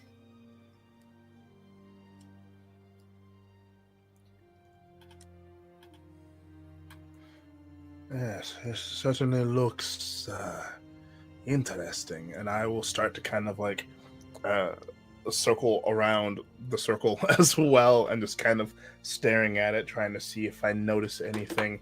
I would like to use my other investigator perk, Keen Observer. When using a mind to analyze a scene, follow a trail. Oh wait, no, not that one. No coincidence. If you pass a mind check related to investigating, ask the herald an extra question about this situation. Okay, cool. Then you can either give me a world and mind check or a mind and shadow check. Can I use a veteran perk to assist? Absolutely. I'm gonna kind of plant a hand on Badru's shoulder. You came just at the right time. And I'm going to give tactical. So give bless to self or ally if I'm involved in the action. So I'm going to start digging a little path where this corruption seems to be seeding and just kind of like exposing little spots that may lead to a trail. Cool. Okay. So you get a bless with that. I will actually Excellent. also assist. Let's go! And I will use another one of my devotion dice to give you the sight of spirits, and I will give you an additional 2 bless. Ooh, so 3 Holy bless. 3 Total. blessings. So I think that means you can use up to 3 4s as a success. Yep. Badru's blessed Okay. as hell. All right. We're giving you a big old thumbs up. I'm here for this. So I'm gonna go ahead and use mind, and I think I'm gonna use world. Okay. For this one. Let's see how we do. That's a total of 3 successes because I rolled a 4 and a 6. Fantastic. You can tell as you go digging around the assistance with your compatriots as you kind of get essentially a vibe check of this area. The sigil was holding back voidcraft energy, and as you get closer, you all kind of grab pieces and kind of literally and figuratively put things together. This seal was broken intentionally. Somebody had broken it, but here's the catch. It was broken from within. Something from the other side managed to come through. And here's going to be my extra question from the perk. am I able to tell whether or not our little storm dragon friend was inside this circle at any point? No, the corruption that that you had seen from his aura fraction um, will si- have similarities to whatever came from within. Okay. There seems to be similarities between the corruption here to the corruption that seems to have fractured the aura of our friend here. Uh, I would like to say I do not find that to be a coincidence. I don't believe in coincidences. Do we imagine that maybe whatever did this is residing where our friend and ideally a parent once rested? That's a very good guess. Yes.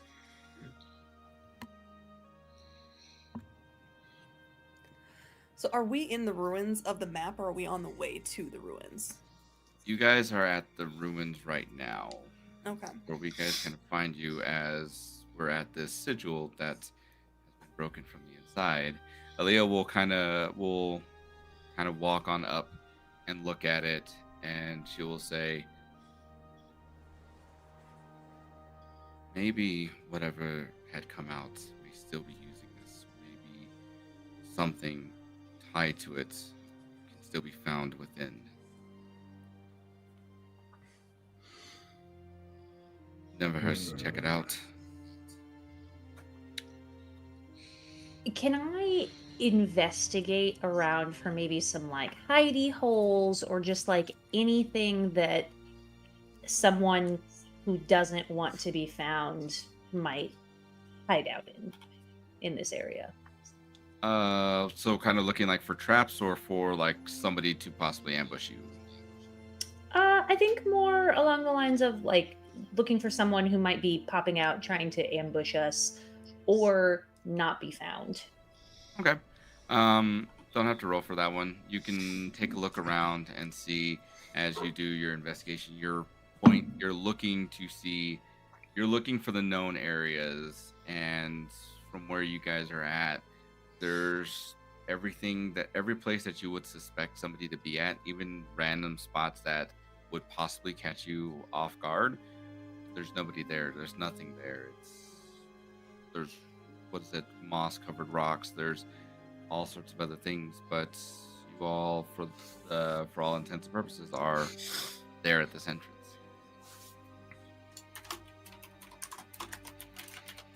I would like for us to stop for a moment because our matching gift just came through and we've raised $250. And so Whoa!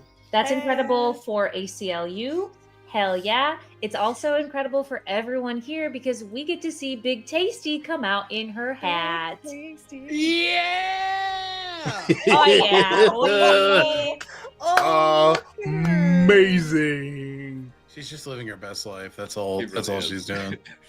incredible. Love her, Your Honor. I don't know why, but I'm hearing the Mario meme. What a sweet baby. Lizard, lizard, lizard, lizard. Then I just simply like lay her back down on her bed at like whatever position she was. Like when I put her down, she's still in there. I just covered up with a blankie. Oh. I forgot what we were doing. I'm not gonna lie. 'Cause my little lizard brain was like, "Oh, Big Tasty's coming out in a hat." Hell yeah. Remember Broken Void Circle and then baby. And we just had a raid too of what is it? We just had a raid come on by of 25 folks. Thank you for coming on in. I hope you guys were able to catch as my little puppy Tasty, Big Tasty, also known as Taysa, was here because we reached you said $250. So because this is all going to a good cause, every $100 that we meet during this stream, you're gonna catch a glimpse of her. And this time because my wife was the one that brought up, hey, I have a Chihuahua sized hat in my room. Go ahead, put that on. I'm like, okay. Hell So yeah. what you're saying is $50 more and Tasty reemerges. Yes, 100%. Legit. Incredible. All for charity. Yeah. But yeah, going back to our game. You will see as Aaliyah will begin to walk on through, and as she passes through the broken sigil that you guys had investigated, whatever magical barrier that had been there is no longer there. She passes by, no issue, no resistance, as you all watch as she goes into this cavernous area. What would you guys like to do? I'm gonna follow close behind her. I'm not gonna let her go in there by herself. I'm going to follow not closely behind. A safe distance, a respectable distance. Not to say that you're following a non-respectable distance. Just our history, she and Rio's I. so flustered. Yes, of course. Yes, of course. Flesh. Kai is going to look at her little dragon Asilme and be like, they're gonna need us. Let's go. Asilme does not look amused to go. Just has a look. She has very much black cat energy. I love that. As an owner of a black cat, yeah, I get it. Makes sense. She Story loves checks me, and that's it. Yeah. Dugan, what about yourself? I think as everybody's walking, he's keeping a pretty even pace with Badru. You know, fighter with a shield. He does his thing. He likes to be frontline. But I think Badru would hear Dugan just like muttering names under their breath. Just like, no, I don't think that's it. I don't know. Are you all right back there? You doing okay? Oh, he looks at the opened wound that he hasn't tended to. I'm fine. That open wound there says differently. I'll take care of that once we're done. You should put some salve on that. You never know when we might get into another scrape. Good point. Rips his sleeve off and wraps it around his thigh and just. Or you could do that. Yes, that is. You know your body best. Yes. I'm tooling with names. You see, my daughters, and you see this little crystalline hatchling crawl out of the backpack into Dugan's hands. He said I was lonely. I'm not lonely. I suppose You're I never miss them lonely very with a much. drink. I didn't think I was lonely before.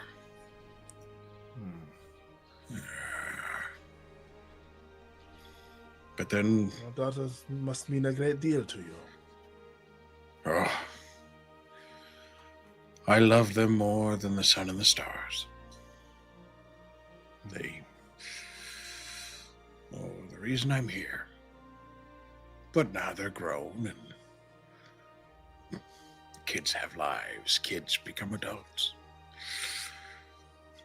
But they left me with a kind offering. I suppose I just didn't want to admit that they're gone.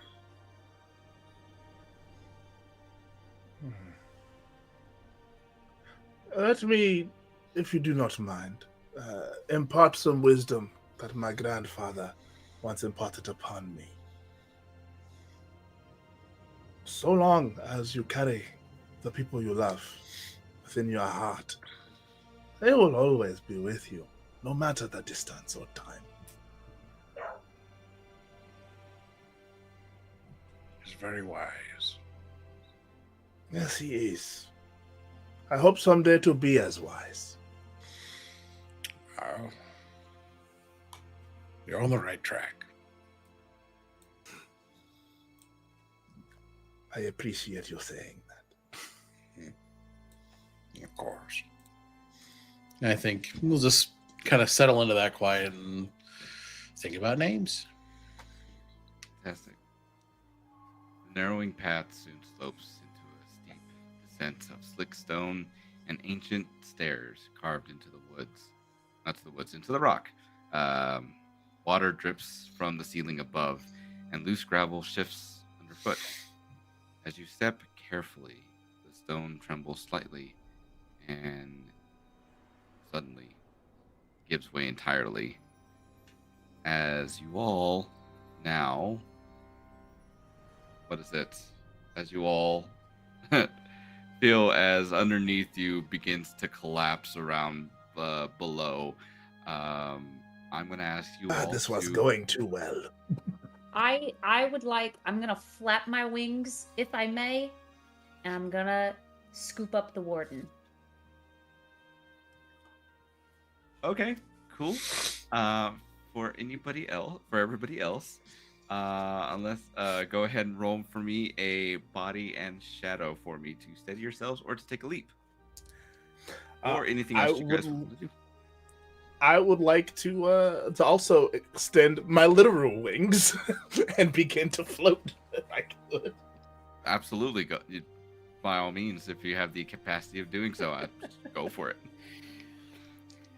I feel like Kai was gonna reach out and grab Rio's foot since we were close to each other, but saw them going for the warning, went nope, and just kind of tries to save herself. I'm gonna wingman you. You're so hard. Literally, with my wings out. Yeah, I think I would try to reach for.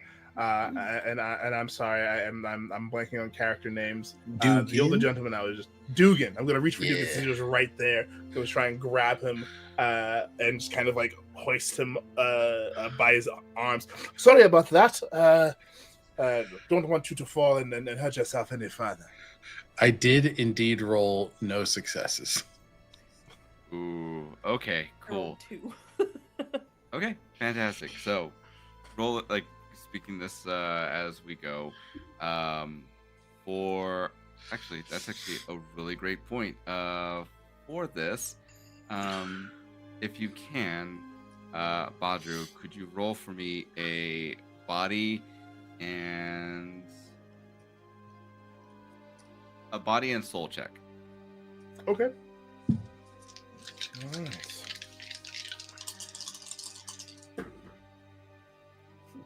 That's no successes. No! Okay, cool. So we watch as the ground collapses underneath you all. Rio, you immediately jump up and go ahead and grab Elia as she is in your arms, and you guys kind of take a look at each other very briefly, and it's one of those like the blush pops back before she kind of like looks away, and she's like, thank you. Don't mention it. It's fine. I said I'd keep you safe. Appreciated. It's kind of like the awkwardness of it between the two of you guys occurs. Meanwhile, Badru, you sprout your wings up and you lift up into the air, and seeing as Kai, you manage to trying to like making sure like you wingman to the best of your abilities, let them do what they do. You leap and make your way over and get onto sturdier ground. But Dugan, you begin to fall, and as you try, as Badru, you try and grab onto them as they're falling. You're going to, Dugan, you're going to take a little bit of damage here. It's not bad. It's 2d6, and then it's fine. I roll 2d6? You roll 2d6 to see how much DiMaggio you take.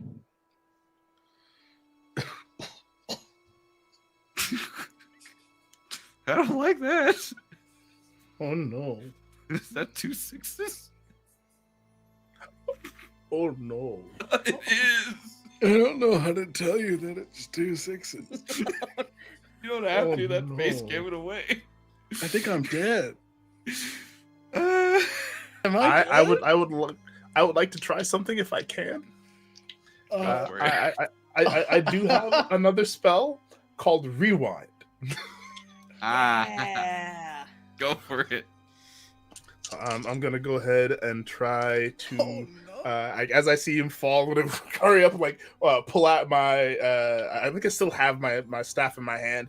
I'm gonna try and reach out with the staff, and we'll kind of cast it. Let's see if I get 3 or more successes. I can also undo the damage. Please, God. I will say, you have a hero point. You can make one of those rolls into a. You can roll one of those with a bless to allow you to get the 4 to count as a success. Well, that's great because I will use that to make the 4 that I rolled count as a success, which will give me 3 successes. Okay. Yes. Okay. So how does rewind work in this case? So You briefly unravel time, reversing a target's action. Choose the target on a success. Choose the target. The last non-damaging action is undone, i.e., spell, movement, or item use. On a +3, on a 3 or more successes, you may also undo a damaging action, restoring any wounds, statuses, or resources lost due to it. Oh. So initially it was like, Dugan, you are falling. You take a substantial amount of damage before Badru picked you up. Rewinding time, unraveling the very fabric of the space-time continuum, you put it right back together, and just as they're about to do the fall, catch them at the very last moment. Oh. Bring it back up. Whew, I got you there. Maybe I did pick the right time to retire. Thank you. I'm just happy that I could help. Oh, you keep doing it. I will do my best. And fly him over to the This old badger is just. Oh, God. You guys make your way over to, what is it, 2 more safer grounds. As Kai, you're the first one to kind of get, what is it? You navigate your way on through, and you can wave to your compatriots. The area that you are in is safer than what you guys just stumbled upon. I think it's this way. And as- Okay. I think that I try to say something to Kai in my mind, but the 20 minutes is over, and I'm like, Kai, why are you mad at me? Oh no! no! Why are you not talking back to me? Are we not friends anymore? And I'm not saying any of this out loud. I haven't put 2 and 2 together that this telepathic connection is over, but I just look very sad after having this really awkward encounter with the warden where I save her, she blushes, I blush, I don't know what to say. And then, my good friend Kai, who has been, hyping me up, being my hype man, isn't in the back of my head to give me any advice. No. Oh no.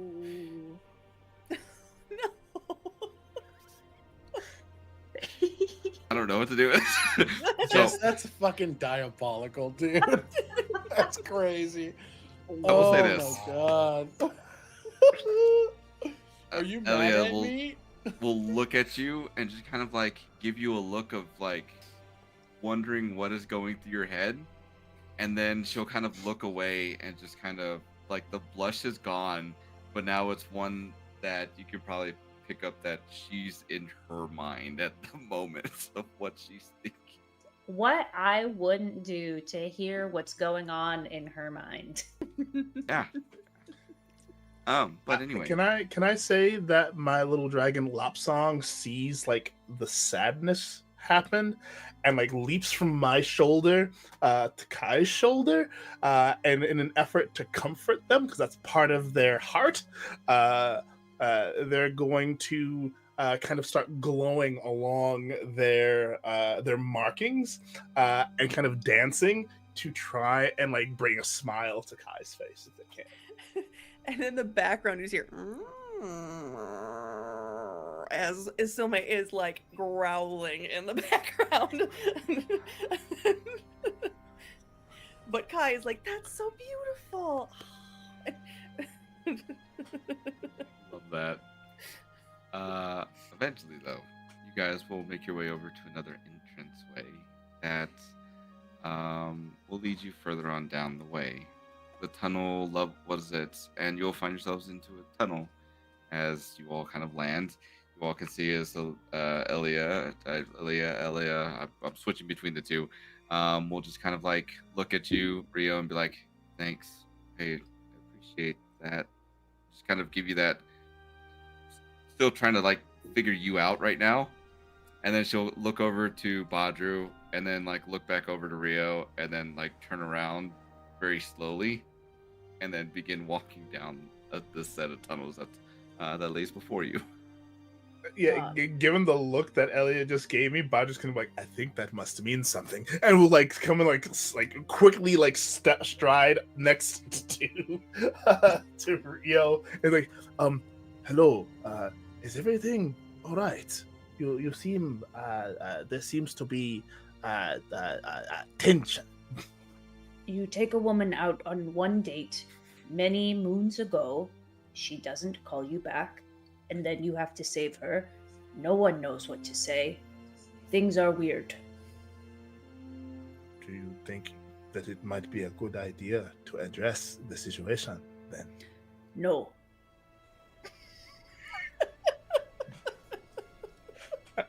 And Badru like goes like, "I was not expecting that as an answer, I will admit. Maybe, just maybe, it might be a good idea to get things out in the open.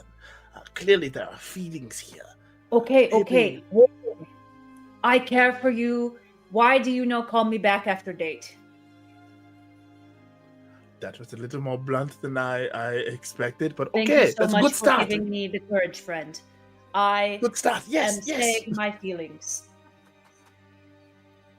Elia, And Badru will what's just to you?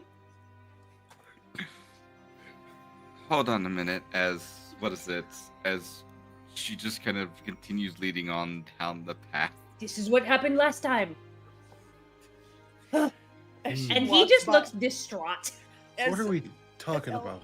As Elia walks by Kai, you hear go, "You cannot do that. Oh my god." She's I gonna believe look the like kids call it being left on red, I think is what they are saying now.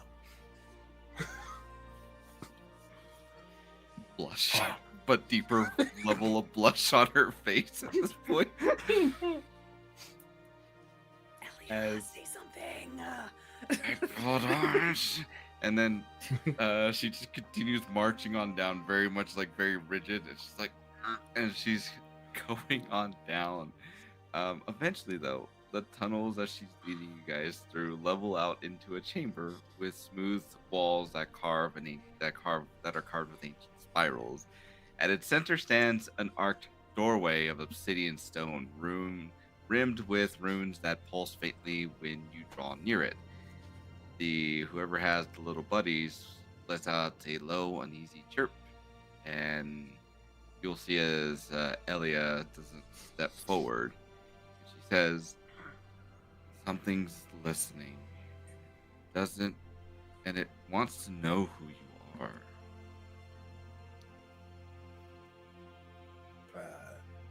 Wants to know who all of us are, or one of us in particular?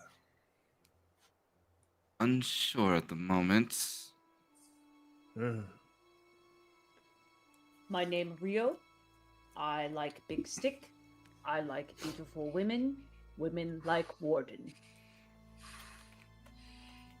You'll see as you say that, the runes will kind of faintly glow and pulse before, as you finish it, you'll see as it gets brighter before it goes back down to its very low pulse. Similar to my Okay. heart, it shined for very bright moment and then it dwindled because she does not feel sane. I'm fine. She will look to you, and she was like, "What? You want to bring this up now?" I confessed feelings for you in cavern. It was beautiful, and you kept walking in front of all of my friends. Rio, we are in the middle of some serious stuff here, and you want to confess this is not the right, and you will all Elia, see I as have serious feelings for you. you will all see as like this conversation is going on, the runes are growing more and with more light, and they're becoming more solidified as far as instead of like the pulsating, it's growing more and more. And she says, I don't know how to deal with the feelings that you are expressing to me. This is new to me. I know the woods. I like you too, Rio, and it scares me. You like me too. It is Yes. scary. I have not done this before. And I don't know, maybe I should have called again. But this is nice. And he's gonna like scoot just a little bit closer to her. And if she'll continue standing by him, he's gonna like take his hand and like just his pinky and like without saying anything. We'll lean towards the other two. I'll be damned if this is not both the strangest and sweetest thing I have seen today. I love this so much. Kai says out loud. I remember when I met my husband. It was just like this. Perhaps you should be the one giving the advice then. She looks at Badru and goes, what were we doing? I don't know. Rio, you'll with your fingers trying to go, she'll just very steadily reach over and grab your hand and give it like a squeeze, and then interlace her fingers into yours. And How Badru tall would is just- she? How tall is she? I'd say she's about like 6'7", not 6, sorry, 5'7". Hey, 5'7". yo! Okay, I was gonna say, hot damn. He's just going to kind of like look down at her and smile and say, "We can finish conversation later. We can get down to business now," and give her a little squeeze as well. As you give that little squeeze, you'll see the arc will begin to hum before you see as the runes will flash very brightly of violet color before they come down to something a little bit more reasonable, and you'll see before you the arc will have sigils that will come across in midair, unlock itself, and you'll hear a hiss as quote unquote door will open, allowing you guys to go on through. Does any of this magic that we're seeing pass through the sigils look familiar at all? Give me a. I'm thinking gods and mind check. If you have anything else you think would be more fitting, I'm open to hearing it. Okay, I will take that. If it's gods, can I also assist having knowledge of that myself? Absolutely. Alright, so you get advantage. How does advantage work? That's a good question. So it says advantage, or what is the verbiage on that It says say? help an ally, granting them advantage on their next action. Okay. That's where you'll add what is it? The way that I would interpret that is more than likely, um, you'll take you can be blessed on this next one. Okay. Groovy. That's just one success. Okay. This is what is it? The magic that you see before you is resonant of the initial magic that you had seen when you first got here, the broken sigil. These are parts of it to be protective in the ways that protective to be able to keep stuff in. Their locks, their magical locks. This one has an essence of the voidcraft that you had seen break through the very first broken sigil that you guys came across. So now it's that they're using this. You could probably pick up that they're probably using this as like a locked door, reverse engineered it to where it fits their needs, wherever they are. This is the same magic, or at least it appears to be the same magic that we viewed on the sigil up the circle. Some kind of lock or a door. How is the little wormling reacting now that we're in this space? That's a great question. Yeah, this is a great question. You'll see as it's a mixture of being on guard, but also there's a little bit of comfort in being around you guys. Despite everything that is going on, the further on down you guys kind of go, it has that, it is picking up that it needs to make sure it keeps itself safe. But seeing how you guys have handled yourselves so far, how you've taken care of each other and the little wormling themselves, feels a semblance of safety with you all. So as you guys enter on into the next corridor, it feels naturally quiet here. It narrows again, but this time the darkness that you guys are walking through is heavier. If you have torches, if you have whatever magical means to kind of light your way through, still dims. Shadows shift in ways that you are not accustomed to seeing them. This is not just the absence of light. This is a place touched by something. I do have infernal sight, aka I have dark vision. Had to say it. Same here. Nice. Nice. Okay. Then I will say that for this one, it will. When you are going through this one, I'm going to ask you all to make one of a couple things. Either you make a mind and soul / God check, or a mind and shadow check. So 1 and 1 or 1 and 1. Cool. Yes. If you go the route of the mind and soul / gods, this is to resist fear. Even with your infernal vision, it's still darker. It's imagine like you are coming across a magical darkness that's not even that penetrating through very well.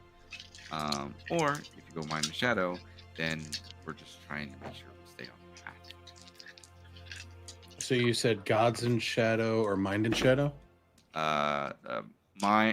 It's either mind and shadow or mind and soul / gods. One of the okay. Your decision if it's soul or if it's gods. But mine will be the Got it. Mind and soul. 2 successes for me. Okay. 2 successes using the god portion. 2 successes with soul.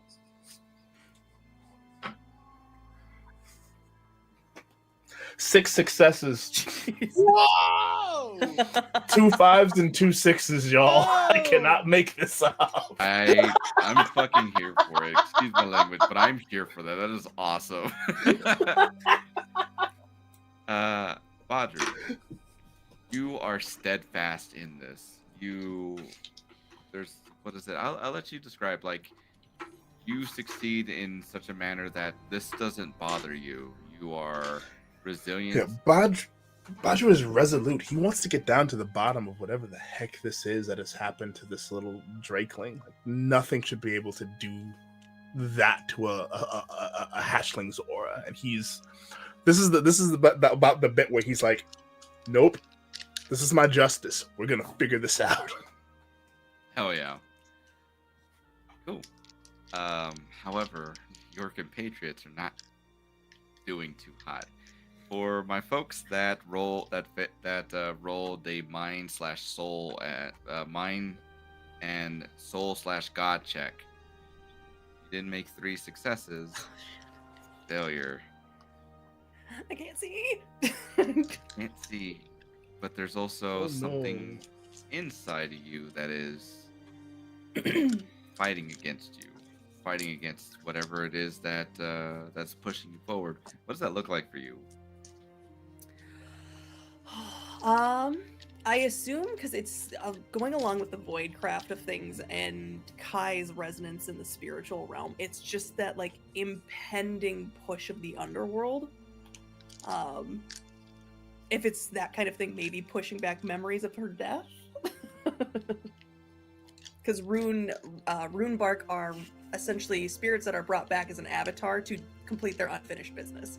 So, Gnarly. Anybody else? I think that Rio is less afraid for himself and a little bit more worried for Elia, because he's having a lot of trouble seeing her, and he would have been worried for her regardless. But now that there's this like spark, he's a little bit more worried.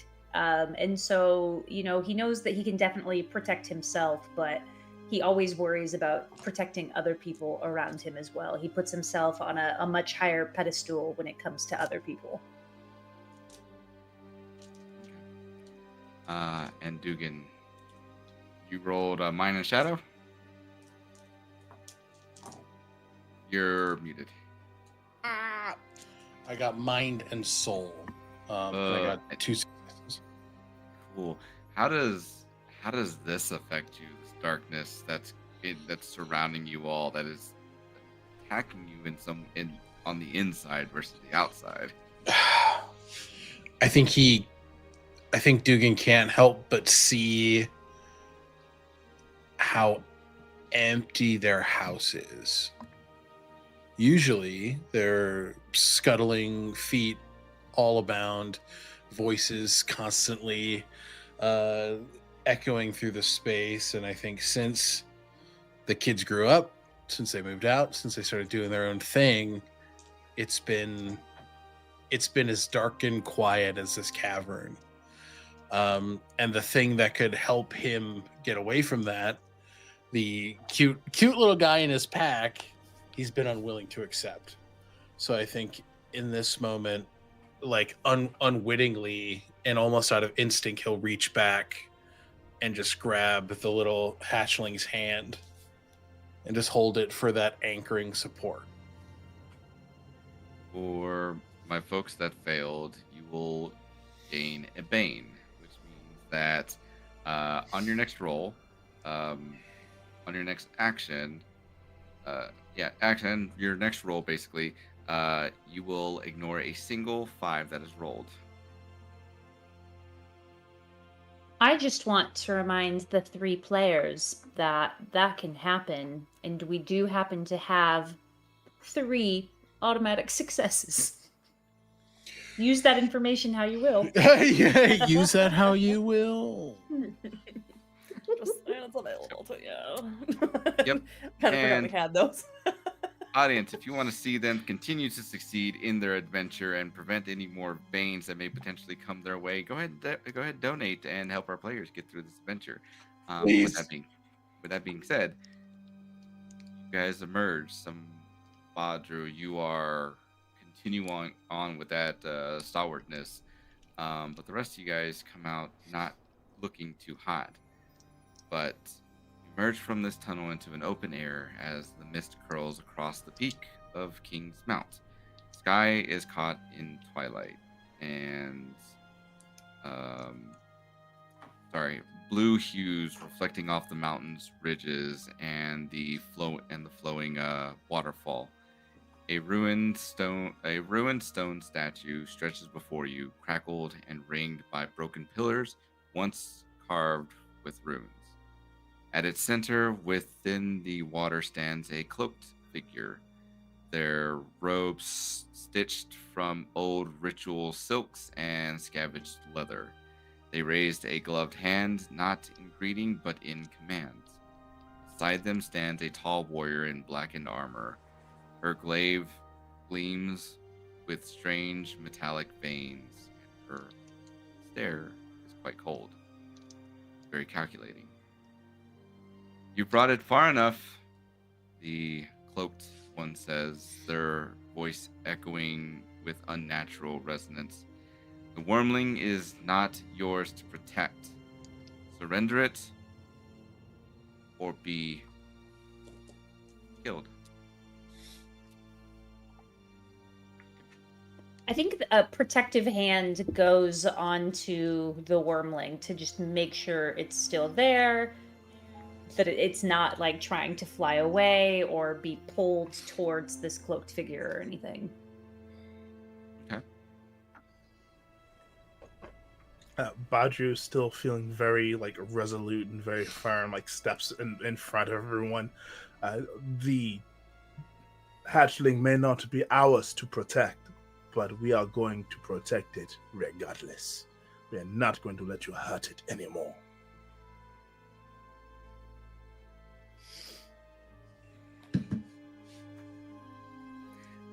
Kai's still reeling a little bit, so that fear is still in there. But you will see her little moon dragon wormling will come out and kind of shift itself in front of Rio, who's holding the wormling, and is just going to sit there defensively.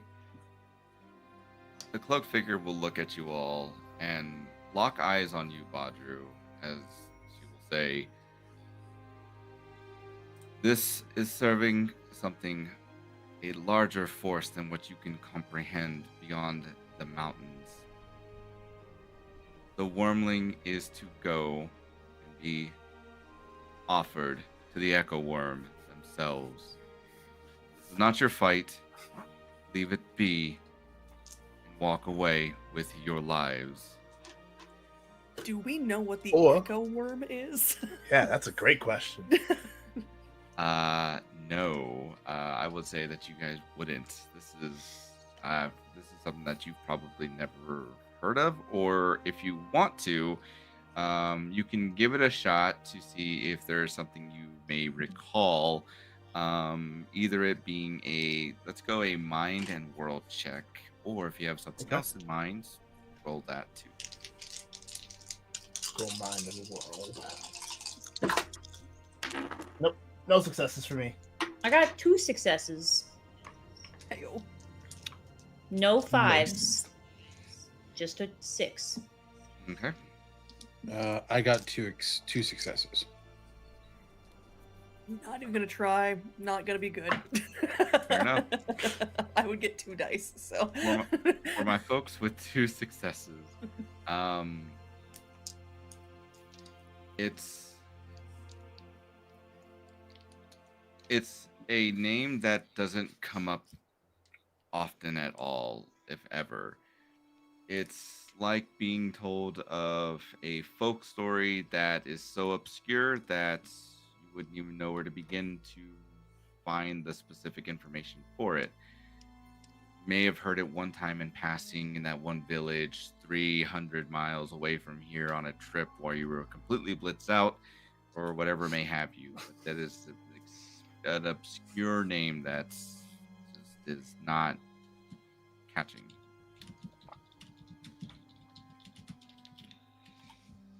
You can tell your void worm that it's going to have to go without. Indeed.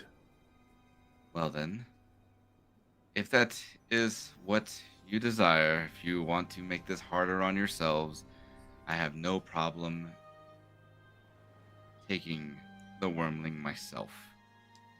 As you see, as the glaive will kind of like spin through a little bit in her fingers before she takes a fighting position, waiting to see what you all do. And I leave it over to you guys. Who wants to start things off, or who wants to? What do you guys want to do narratively?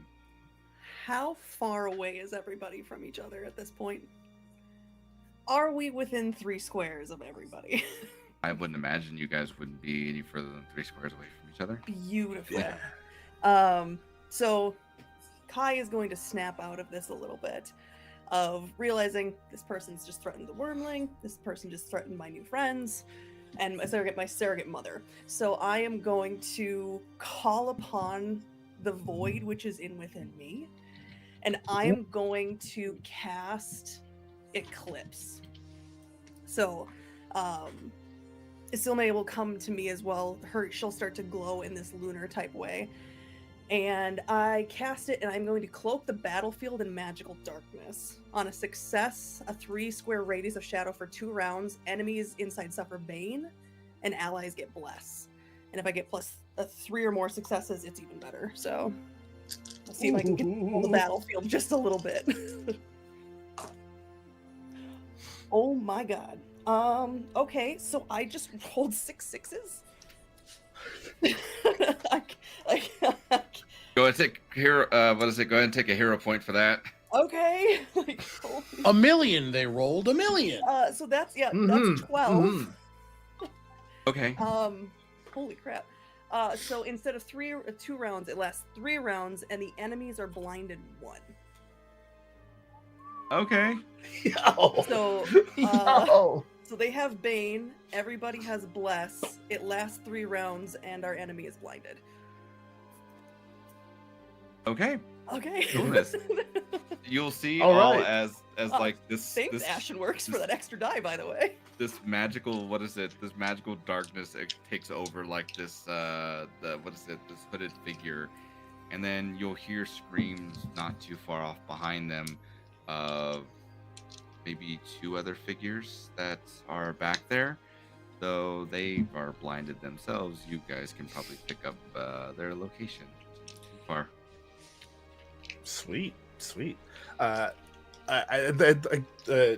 will do that. Badru is also going to like slam his staff down. Lapsang is going to wrap herself around it as this light emanates from both the staff and through the light markings along her body as I cast Aurora. A shimmering field of light guards your allies. Allies gain +2 defense and magic defense scores for 2 rounds. On a 3+ success, that increases to 3 rounds, and allies gain bless on magic defense checks. Let's see what we got here. That is in fact 3 successes. Nice.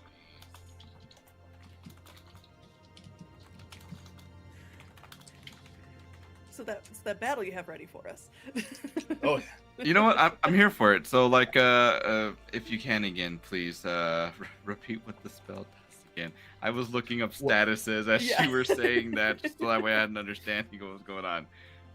what Aurora does. So allies gain +2 to defense as well as to magic defense for 2 rounds. Well, now for 3 rounds, and on a +3, duration increases to 3 rounds, and allies gain bless on magic defense checks. Let's freaking go. Let's do this. All right, cool. Is there anything else you guys want to do? I think Dugan, we heard the voices of others going like behind this main enemy, correct? Yes. Dugan is going to, using his dark vision, will move past and get a flank behind the enemy, and will prepare a sweep in case they try to move past them. Okay. Because he can see in the dark. So I think there's an action for this, if I'm not mistaken. I guess that's just follow up, but I think I have to wait until they move. Okay. So it's really funny. You can tell that Dwiggin trained Rio because Rio had the same thought. Hell yeah. So I think instead, like, they go to move at the same time, and Rio decides to stand back. After all, he has Big Egg on his shoulders. So instead, I think he's going to, with all of his might, throw his spear at the caped individual. Okay. Would that? Let's see. It can be thrown. So would that just be a body in that case? Yeah, it would be, what is it? Your body, and then whatever additional modifiers that you got with that. Fabulous. I don't actually love that I rolled 0 successes, so I'm going to actually roll a success. Let's I'm go. using one of them. Okay. Cool beans. Then yeah, you will throw your, what is it? You will throw your It's like a spear, baseball bat, sort of big stick. Big stick. big stick. Okay. Stick. Cool beans. So as you go ahead and toss this out, it will fly through beautifully into the air, and even though the blindness sets in, you'll see as this cloaked figure takes a step to the side, but you will still graze against her chest as it lands just right behind her, as she just smirks and says, "I may have lost my sight, but I can still hear." I do not have a snarky comeback, but you suck. Okay. Is there anybody else that would like to do something? I think with my remaining action points, I'm going to like grab out of my backpack my shield, which is my secondary item, and I'm going to kind of just be in like a defensive position with our wormling friend. Okay.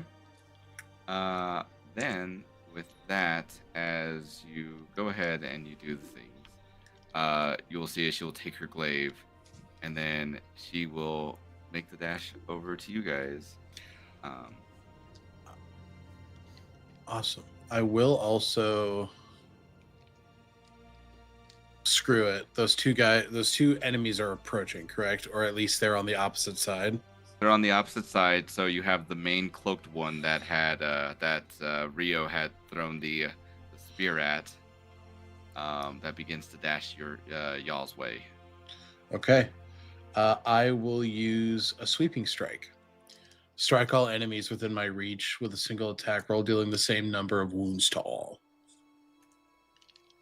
Okay.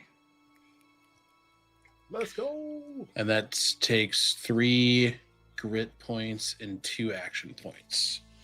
Nice. So that's going to be my body. Ooh. Okay.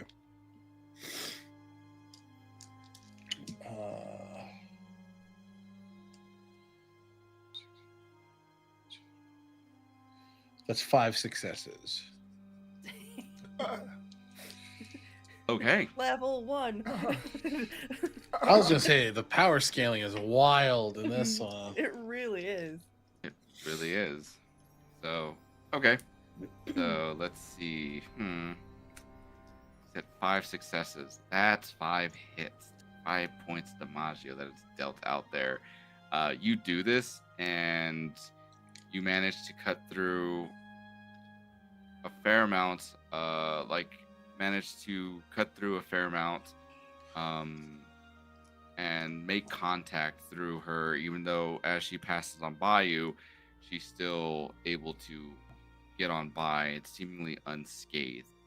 However, you hit the other two rapidly and in such sweeping succession that they are completely caught off guard, and they take a substantial amount of damage as you pierce right through whatever armor that they had available to them. Woo. Let's go. Like that. We all say that we're all roughly around 6 feet away from each other. Yeah, six squares away from each other. Yeah. Yep. Fantastic. She's gonna go ahead and do the thing. So if I can have you all roll me a defense check for me, that's gonna be your body plus your armor bonus, and tell me how many successes you guys get. Body and armor. Remember, you all have +2 to your armor from me, for both versions of armor. So we roll 2 more dice, or we just add 2 success? Just add 2. Add 2. I got an 8. Okay. 6, 7. I don't know how to math. Who am I? I'm Rio. Rio no like math. Rio protect egg. Rio one purpose: throw stick, protect egg. That's two purpose. See, you can't got help. it. You're so good, Rio. You're so great. So we're adding all the dice value together along with our armor bonus. No, it should be, what is it? What is it? Your dice pool? That's your dice pool. Thank you. Okay. So, I have 1 body and 1 armor, so I do 2 dice. Yes. And then add that +2. Oh. Yes. Gotcha. Because I think I have that right. I hope so. It's the number I told you. Yes. That's what we're going with. Cool. So that's going to be 3 successes total +2. Okay, so 5 successes. 5 successes. Okay. So those 2 are just successes then. Yeah. 5 successes. Okay, Woohoo! fantastic. Woohoo! Roger, she sees you as like the bigger threat at the moment, but she still does a substantial damage to everybody. You said you got 5 successes. She does you'll see as her glaive will come down so quickly, but you manage to capture it in enough time where you prevent the full force of this thing from hurting you and possibly even cutting really deep into you, but you will take 5 points damage from her. Everybody else, as she pulls back and she will swing this thing around, she will do a swipe at everybody else. So whatever your successes were,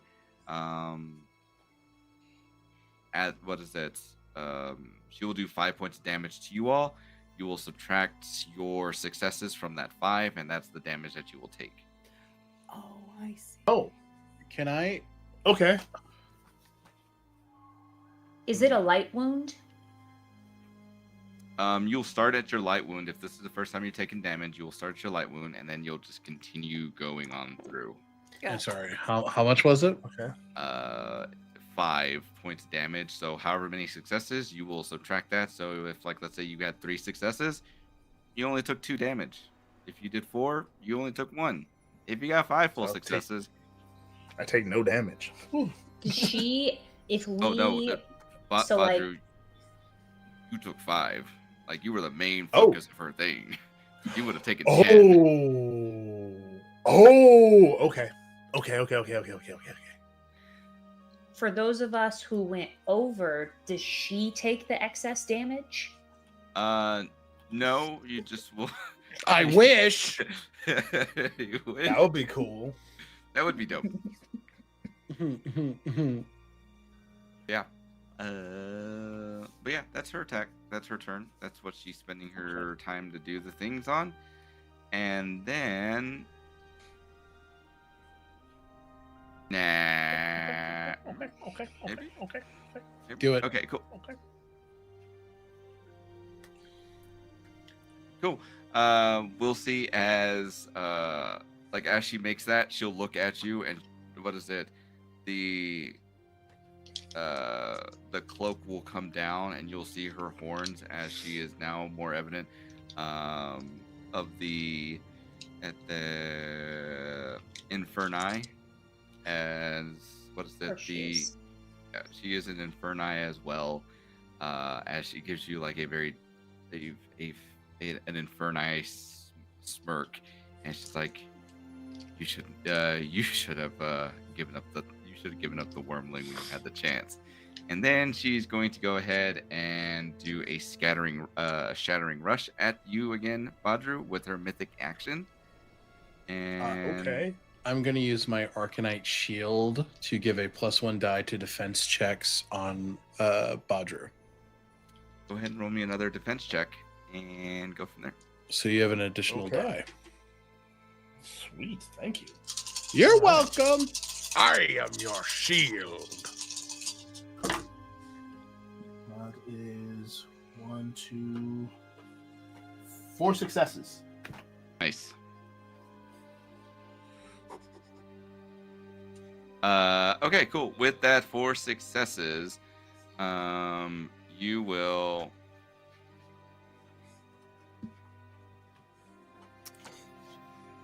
take what is it? You'll take what is it? She deals about 7 points of damage. So you'll mitigate that. However, I need you to roll a body and it says stealth. And I don't. If I may, Yes. would we be able to use our auto success dice, the ones that people donated $25 for, and make it an auto not success for you? Yeah, absolutely you can. So, Gang. I Take think it it's all, worth it. dude. Yep. I like this idea. So you won't take damage, but I will still need you to make a body and shadow check for me. Okay. Body and shadow. Yep.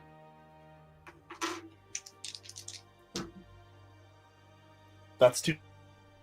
I rolled a 6 and a and a 2. Okay, cool. Despite the shattering rush and this cockiness that she had with her, you managed to hold your ground and maintain that steadiness that you had. So, with that being said, I'll leave it up to you. What do you want to do now? Yeah. Baju takes it and goes, I'm still standing better than I ever did. And then takes his scimitar out and slashes his head. Nice. So that's gonna be. That's 4 successes. I was on saying, the remember, you scimitar? still have Bless. Ooh, yeah. Bless and Bane are still on the That- table. Okay. Yeah. That's still just 4. Okay. A 6, 2 5s, and a 2. Then what is it? As you go ahead and do the slash, you will deal about 4 points of damage to her as she will, as you make your attack against her. What about the rest of you? Between Badru and Drugan, who is worse off right now? I've only got I 2 have- light wounds. Okay. And you got hit for 5, right? Yeah, I've got 3 light wounds and 2 heavy. Then Kai is going to cast Cure on Badru. Okay.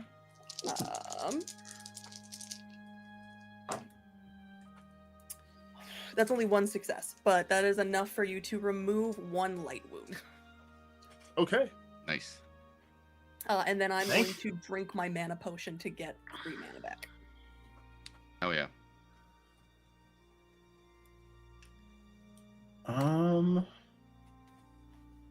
I am going to. It's just this cloaked individual left, correct? For the most part, you still see the other folks that are over there, but they are worse for wear after your attack from earlier. Okay. So I think focusing the leader probably just makes the most sense. So I'll go in for another longsword strike.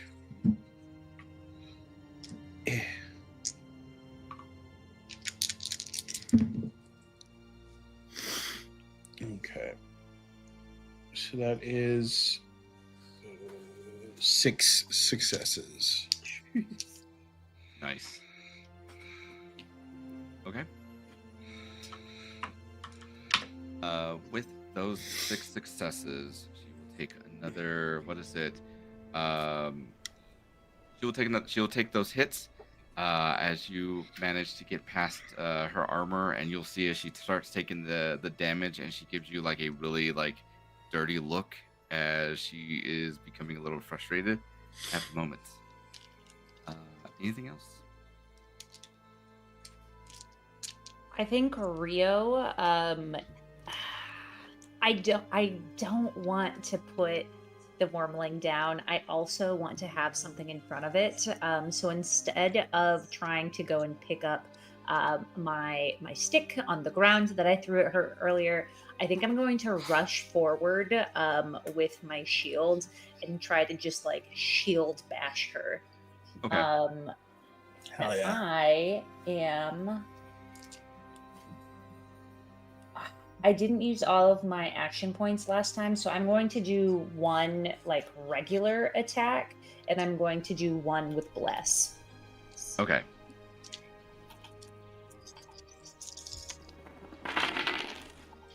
And I'm so glad that I decided to do one with bless because my regular one doesn't hit. Oh. But my one with bless hits for. I got a 4. Okay. 4 successes. 4 successes. 4 successes. She Hell will yeah. take, and she is not looking too hot at the moment. She's getting worse for wear, as you guys are coming at her and making sure she feels the wrath. Feels y'all's wrath. You could stop giving us a bad name and just go home. You could still make your mom proud. Maybe. And leave the baby alone. She will just growl as she says, "It is imperative that we finish this out."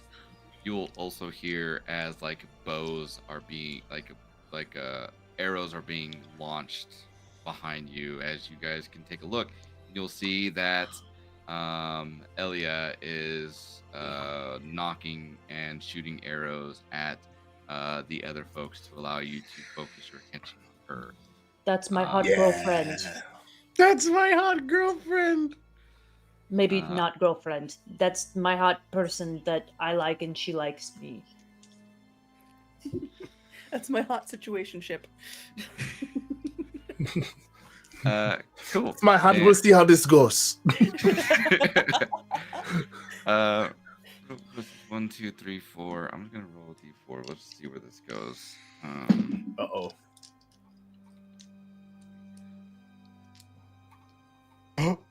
Hi. Oh shit. But I'm so boy. squishy. You will see as she goes, and then she will make a rush over towards you to go for a relentless attack. So as she does that, my dragon will fire. I was Okay. also gonna The say open- this is where I'm going to do the follow-up. Strike an enemy who moves out of my melee range. Fair enough. Go for it.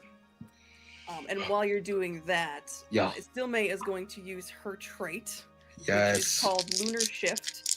So once per session, she can harness the gravitational pull of the moon and slow an enemy's movement by weighing them down. So I leave that up Okay. to the GM's discretion, what that means. But Okay, just slowing her down. for sure. That's 4 successes for me. Okay. That is another set of successes that goes right on through as she begins to like slow the rush over towards over to Kai. She takes the damage, and it's she's starting. You all can see she's on her last what is it? It's not going to be much longer for her, and she looks Last like leg. She's on the last leg. Yeah, she's on the last leg. Thank you. As she goes for relentless attack, and one of those is going. One success. Ooh. I have a whole body of 1 and armor of 1. Okay, I'm not gonna make it through this very well. Yeah, you're gonna take. You have +2. Oh, you do have +2. Oh, +2. So You I have add +2. 2 more. That's an additional 3. So I have 4 successes. Fantastic. You'll only take 4 points of damage. Let's Not 4. Sorry, 6 points of damage. You will take 6 points of damage. So No, they won't, because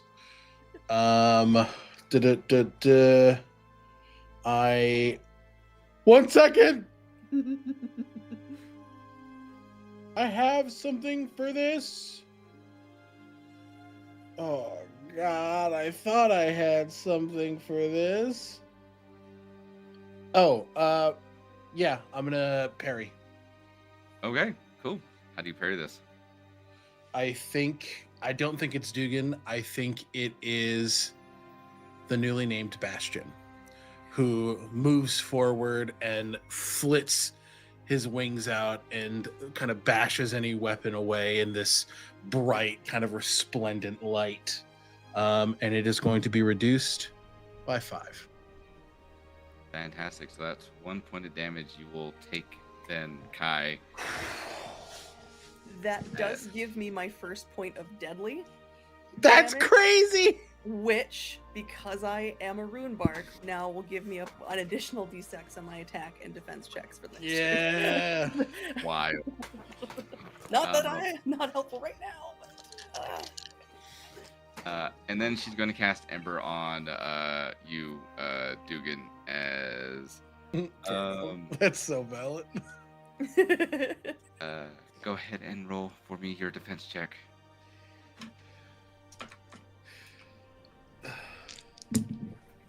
I would like to utilize my dragon's trait in this particular case.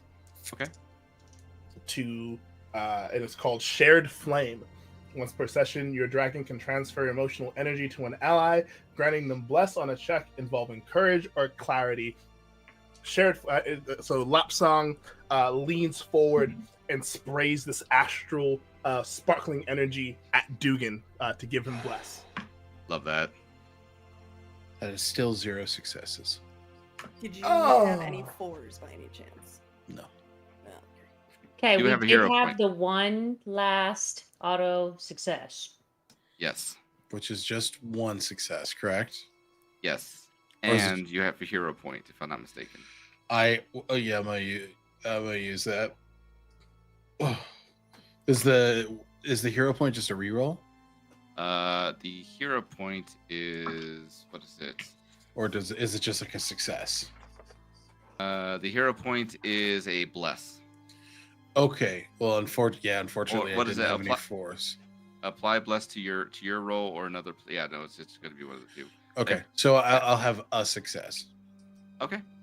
Then you will take 6 fire damage, and you'll take 1 burning damage. All of my wounds are marked. See, as Dugan is, hit with fire as it disperses. But- And- I have an ability for this. yes. Stubborn resilience. Once per combat, when you would suffer a critical wound while bleeding, you remain standing. So Fantastic. I think he's complete. I think he's got a slash across the eye. Some of the armor is just flaked and broken off. But Bastion comes back to his shoulder. And that is enough to keep him on his feet. That's enough to get him home. That was her turn. We're on another round. It's only fitting. You're there. You're stubborn. What are you gonna do? Let's go, Dugan. I'm gonna hit this bitch. Can Let's I go, Dugan. cast guidance on him? Please do. Absolutely. Help me. Yeah. So I got 2 successes. So you can do an additional die to your pool. And because I can, I'm also going to use my last divinity die to give you another one. Nice. Let's go. Because please finish her. That is 6 successes. How do you want to do this? Yeah. I think I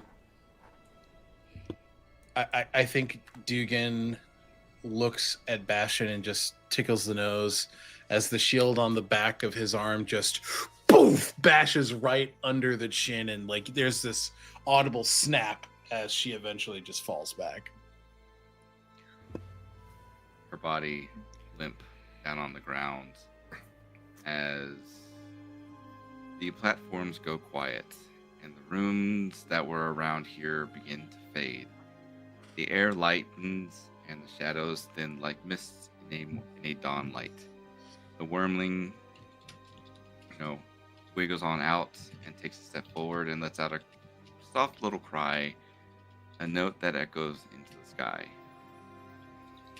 Elia will put her bow and walk over to Rio and will take his hand and hold it and look to you all and say, "You didn't just protect it. You stopped something that was already in motion." As you all can see from the camera's perspective, it pulls away briefly to kind of show you as like the mountains in the area had this darkness around it that suddenly evaporates. This region, the void craft that had touched this, that had been unleashed in this area, suddenly starts to dissipate. You can check the body and find that this person, her name was Vasha of Talon. She had a letter from a person by the name of Thenrazor. It says, you are to intercept the asset no later than the third dusk following its awakening. It must be recovered intact. Avoid damaging the host. If the resonance falls before extraction, the entire cycle is compromised.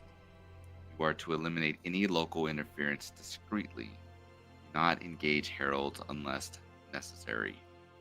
Deliver the wormling to the passage beneath the Worm Rest Hollow. The key will be provided when contact is made. The convergence nears. And then What in the hell? above you all, thunder rumbles above.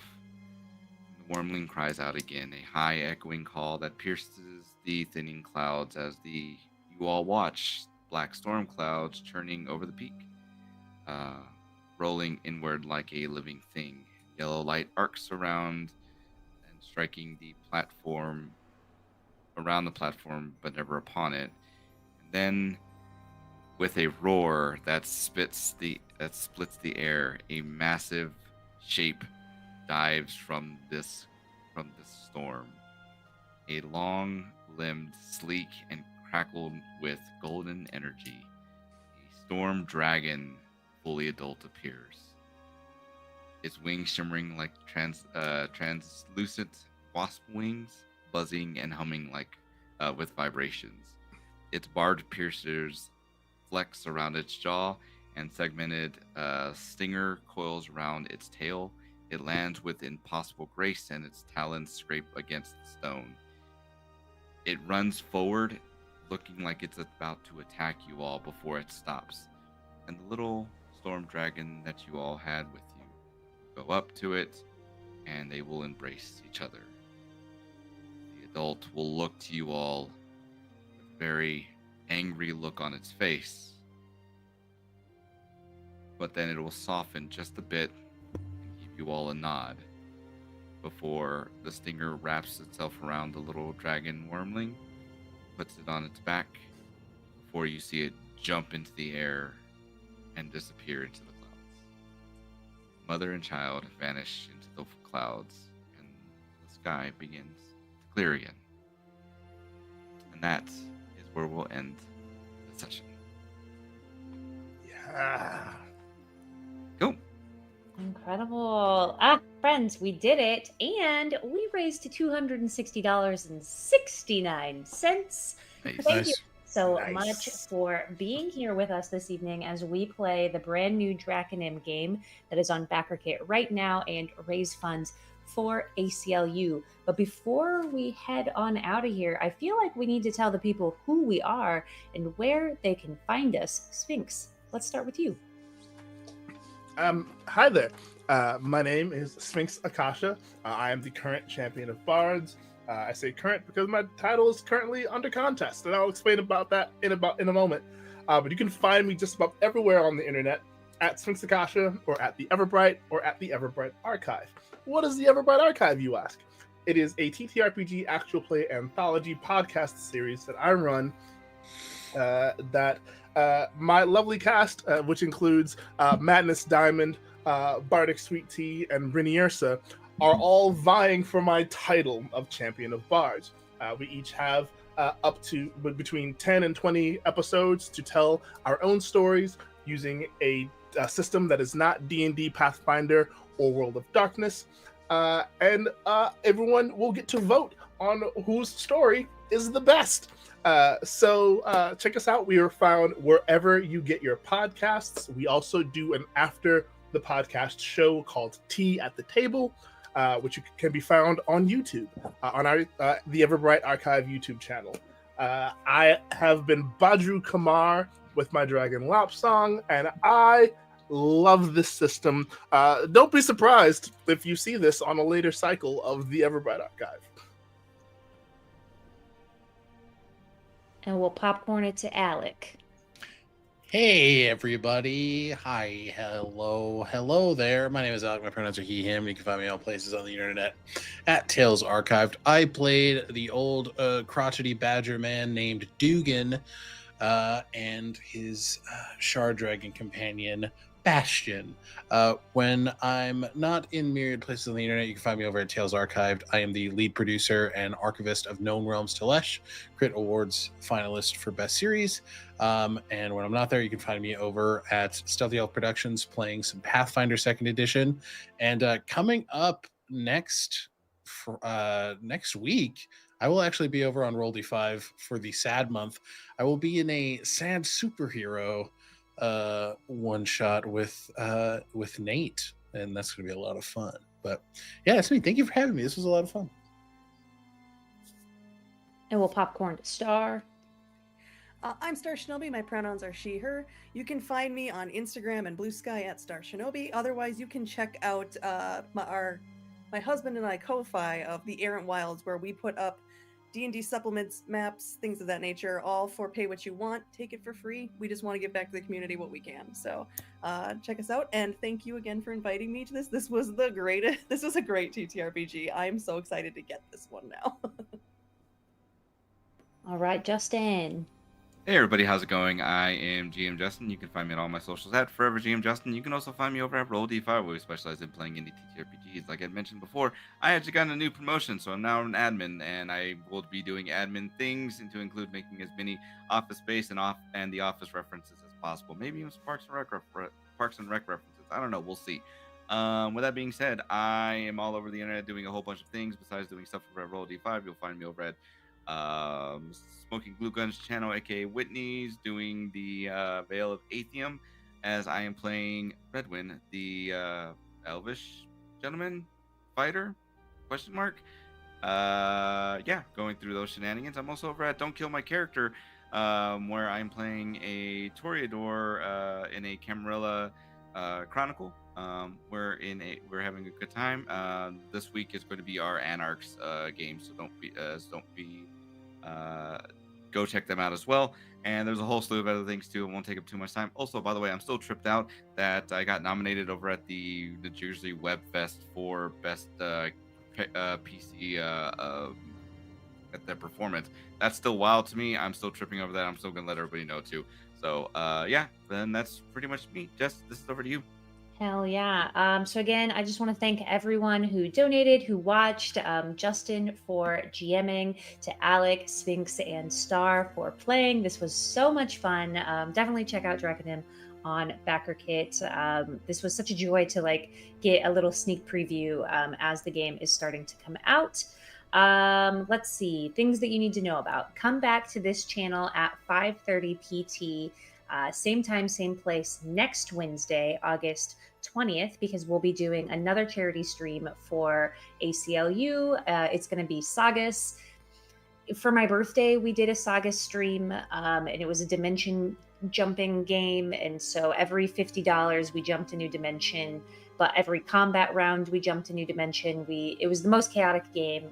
Somewhere along the lines, we were like, let's steal the Declaration of Independence from Ronald Reagan's ghost. Honestly, I've slept a lot since April. Yeah, Sphinx, that face. That is the premise of Wednesday's game. So come on in. It should be a really fun time. And we're going to raise the rest of the $500 goal for ACLU. If you're interested in following along my tabletop charitable initiatives, you can go to charitytrpgs.substack.com.